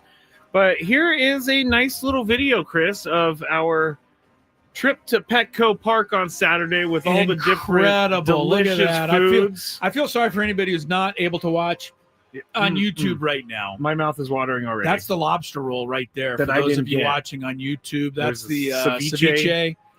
There's Woodsy and Ben and Paul Reindl. They were all behaving themselves. but basically lording over the entire process. No, but I think John from KSON was John Flint. He was definitely putting look himself at him. He's in there. Oh, there I am. I'm trying to sneak in, but you cut the film as soon as you got to me. There's Chef Phil. Yes, I Chef believe his Phil. name is Yes, Chef Phil. Yeah, there's those lobster rolls that I did not long-time get. friend of mine, Chef Phil. Yes, you guys know each other very well. But this is all in the entertainment suite. The Padres, Chris Connolly were nice. That's our view. Yeah. Basically, you're playing left field. You are playing left field. Unfortunately, when the Rockies were up, we never had to worry about a ball being hit to us. Yeah. Only a few balls were hit in our direction. Not too many. There's the that sandwich right there. The chicken sandwich that they had was incredible. That was my favorite food item there. I thought everything was really good. Yes, me too. Chef Phil outdid himself. The Padres outdid themselves, and you can outdo yourself because from what I'm told, the entertainment suite, brand new, is available. Yeah. Out there. I mean, you're going to have to, rent it, save it, reserve it. Yeah. Whatever the case may be. But if you have if you're having a big office party, maybe what do you think? Your office is celebrating an anniversary or something. You know what I mean? Who told me this Something yesterday? like that. Someone's office is doing that. Right. I mean, this is an incredible way to, do something great for your employees. You're going to just have, we had a great night. And, you take in the ball game, you're sitting out there right beyond the left field fence. You've got the ability to order all of those delectable food items. Delectable is the right word. We had a for great that. time Saturday night. Like I said, I only wish it could have been a major league game. It was Because the Padres were playing some. They were playing a double-A team. Yeah, there's some double-A team subbed in for the real thing Saturday night. But yeah, it was. We had a great time. No question about it, Scraby. And it was kind of fun walking in with those tickets because we got down there and we're like, we're sitting in the entertainment suite, and they're like, oh. Well, welcome, sir. I had a new. Come on in. Hey, look, okay. That's kind of funny. I'm not used to being treated like that. It's kind of funny you say that because when I walked in, our instructions were to find the team store and go into the team store. I'm like, okay, that's easy. I go over to the team store. There's like 300 people online for the team store. Right. And so I didn't want to wait in line. I didn't either. So I did something I normally don't do. Me too. Which is go up to the front and ask the security guard, where do I go to get into my entertainment seats? Yep. And Chris is not joking. As soon as they found out we were entertainment seats, they stood up a little bit better. It was like sir. It was like the Red Sea parted. Yes, basically it was. And they're like, oh, right this way. And then we got taken to our seats in the entertainment suite. But yeah, if you're looking for something to do with your company or a birthday, Someone was telling me to, and I don't know the exact price. You're going to have to call the Padres for it. But if you get enough people, it's not too pricey. If you get the right amount of people, chips in on it. Well, look, you big companies out there, you don't worry about price. Heaven's sakes. You just pass it along to the customer anyway. Yeah, and then you take it out of the employees' paychecks as well. Right. So you big companies don't have to worry about costs. Yeah. What are you talking about, companies? Never Drives seen a me company nuts. concerned about it before. But I would like to say thank you to Chris Conley, Absolutely. the Padres, Chef Phil, And our of course, Delaware North and of course, partners. Chris Connolly, who's always running around and promoting the Padres, has done some guest stuff on my wife's stations. So he's met my wife 10 times. He'd never met me before. Oh, yeah, they had a good old time talking. Yeah, he came walking in. He's like, "Oh, hi, Lori," and I'm like, "Oh, this is great." Nobody cares that I'm even there. As long as I bring my wife, everybody's ecstatic. That's So, not true. Everybody was we had a very great excited. time. Ben brought his son Jack, and Yeah. Woodsy was there. Braden was there. Paul and his wife. Rob Zilla, and Jeremy. All of our other stations. Dorothy. We had a great time. Jessica, Hamby. Food was incredible. Food was the game great. was, just to be out in the I fresh didn't really air. care about the sitting- game at that point. The only thing I cared about was that it went longer. I didn't want to go home. They also have inside, they had 4 TVs that Oh, were yeah. playing different stat channels, and then they had 4 PS5s that you could play. I And didn't see that. No, I'm not saying, I don't think you played during the game. I think that's for another time, but they had 4 PS5s ready to go. It was just a great time altogether. Now, keeping going on the Scraby segment, I came across this video this morning, Chris, and I'm not going to play any of the audio, but if you're looking on YouTube right now, my brother, way back in the day, doesn't do it anymore, but way back in the day, he used to be one of those guys who skydived into stadiums where he would dress up as, I remember, the Minnesota Golden Gopher, and he jumped in the Gopher costume. No. Not kidding. He was in the whole Gopher Yes, costume? he was. He jumped in. I got to tell you that I've seen this many times. Yeah? It's a San Diego staple to Oh, have the guys parachute into the stadium. They make it look easy. Oh, here's a video that's going to make it look really hard. Okay. So this is over the weekend. I believe it's at the University of Arizona, but it's a college game, and these guys are jumping in, and it does not go It didn't well go for well, them. huh? Look how fast this guy's coming down. He's trying to stop. Boom! Ow! And then you turn your attention to the left, and another guy's coming down. Whenever that happens, it will happen at some Well, point. first of all, everybody's okay, by the way. they're tending to the first guy. There's this guy. He's coming down, and he's trying so hard not to. Oh, he just planted. Yeah. At the shortstop spot. They may have to dig a hole for him at shortstop there. I know. Everybody ended up being okay from what I read earlier this morning, but those guys did take a pretty hard fall. I got to tell you, baseball field, you don't have quite as much, space. That is tough. Football stadium, you can kind of come in over the goalpost. You got a 100-yard runway to land on. I'm gonna Baseball show you- stadium, you got to come right in. I'm going to pause it in a second because you could kind of see the wind on the flags. It Well, was first of all, very windy. First of all, you're telling me that like these right guys. there. See the wind on the top right? Okay, but you're telling me these guys are okay. They're still down on the ground in a heap, both of them. From what I read, yes. I mean, I They're didn't not say getting up anytime soon. I didn't say they were. I didn't say they didn't break anything. I got to say the game had to be delayed for that. Oh, God, here comes a third guy. No, this is the second guy. Oh, this is the second guy He's again? like, no, Boink. And he doesn't move after that. No, that does hurt. Yeah, you're mean. I'm not but mean. You are. Talk about Rory, your hero. What How about did he look him? in the green jacket? He looked like he was born to wear a green jacket. I did say that to Chris earlier. I said Rory looks like he was born to be in that jacket. Speaking of green jackets, best thing Phil Mickelson ever did was go through the Krispy Kreme in his green jacket the next morning. That was pretty good. That's maybe the highlight for Phil right there. Yeah, I would say, yesterday's Masters, it doesn't these golf tournaments don't always live up to the hype. But Hardly yesterday ever. it did. Oh, it did. I mean, Oberg and Justin Rose, those guys were right there. Give them credit. You come from 5 down with 8 to play. And Justin Rose is draining 40-foot putt after 40-foot putt. I mean, his putt on 18 was as clutch as it can be. Yeah, he played incredible. And just Rory, like I said, every time he hit a terrible shot, I was like, yes. I knew you were. And then he'd come back with this amazing shot, and I'd be like, where did that come from? I can't even tell you how, when he was about to hit his shot on 15, the second shot that was down the hill, I'm thinking this either will win him the tournament or it's going to lose him the tournament. And he hit the perfect shot of It's a top his 10. life. It's a top 10 shot in golf history. I think the greatest shot I've ever seen. I don't see how it can ever be topped. Is Tiger's chip on the 16th at Augusta in 2005. I don't know how you could ever make another shot where the ball goes up a hill, stops, turns around, rolls down toward the hole, stops on the Nike logo, and then drops in. That shot to me is incredible. You and I were looking it up earlier. Yeah, this is even more incredible. This is crazy. If you're a golf fan, this will surprise you.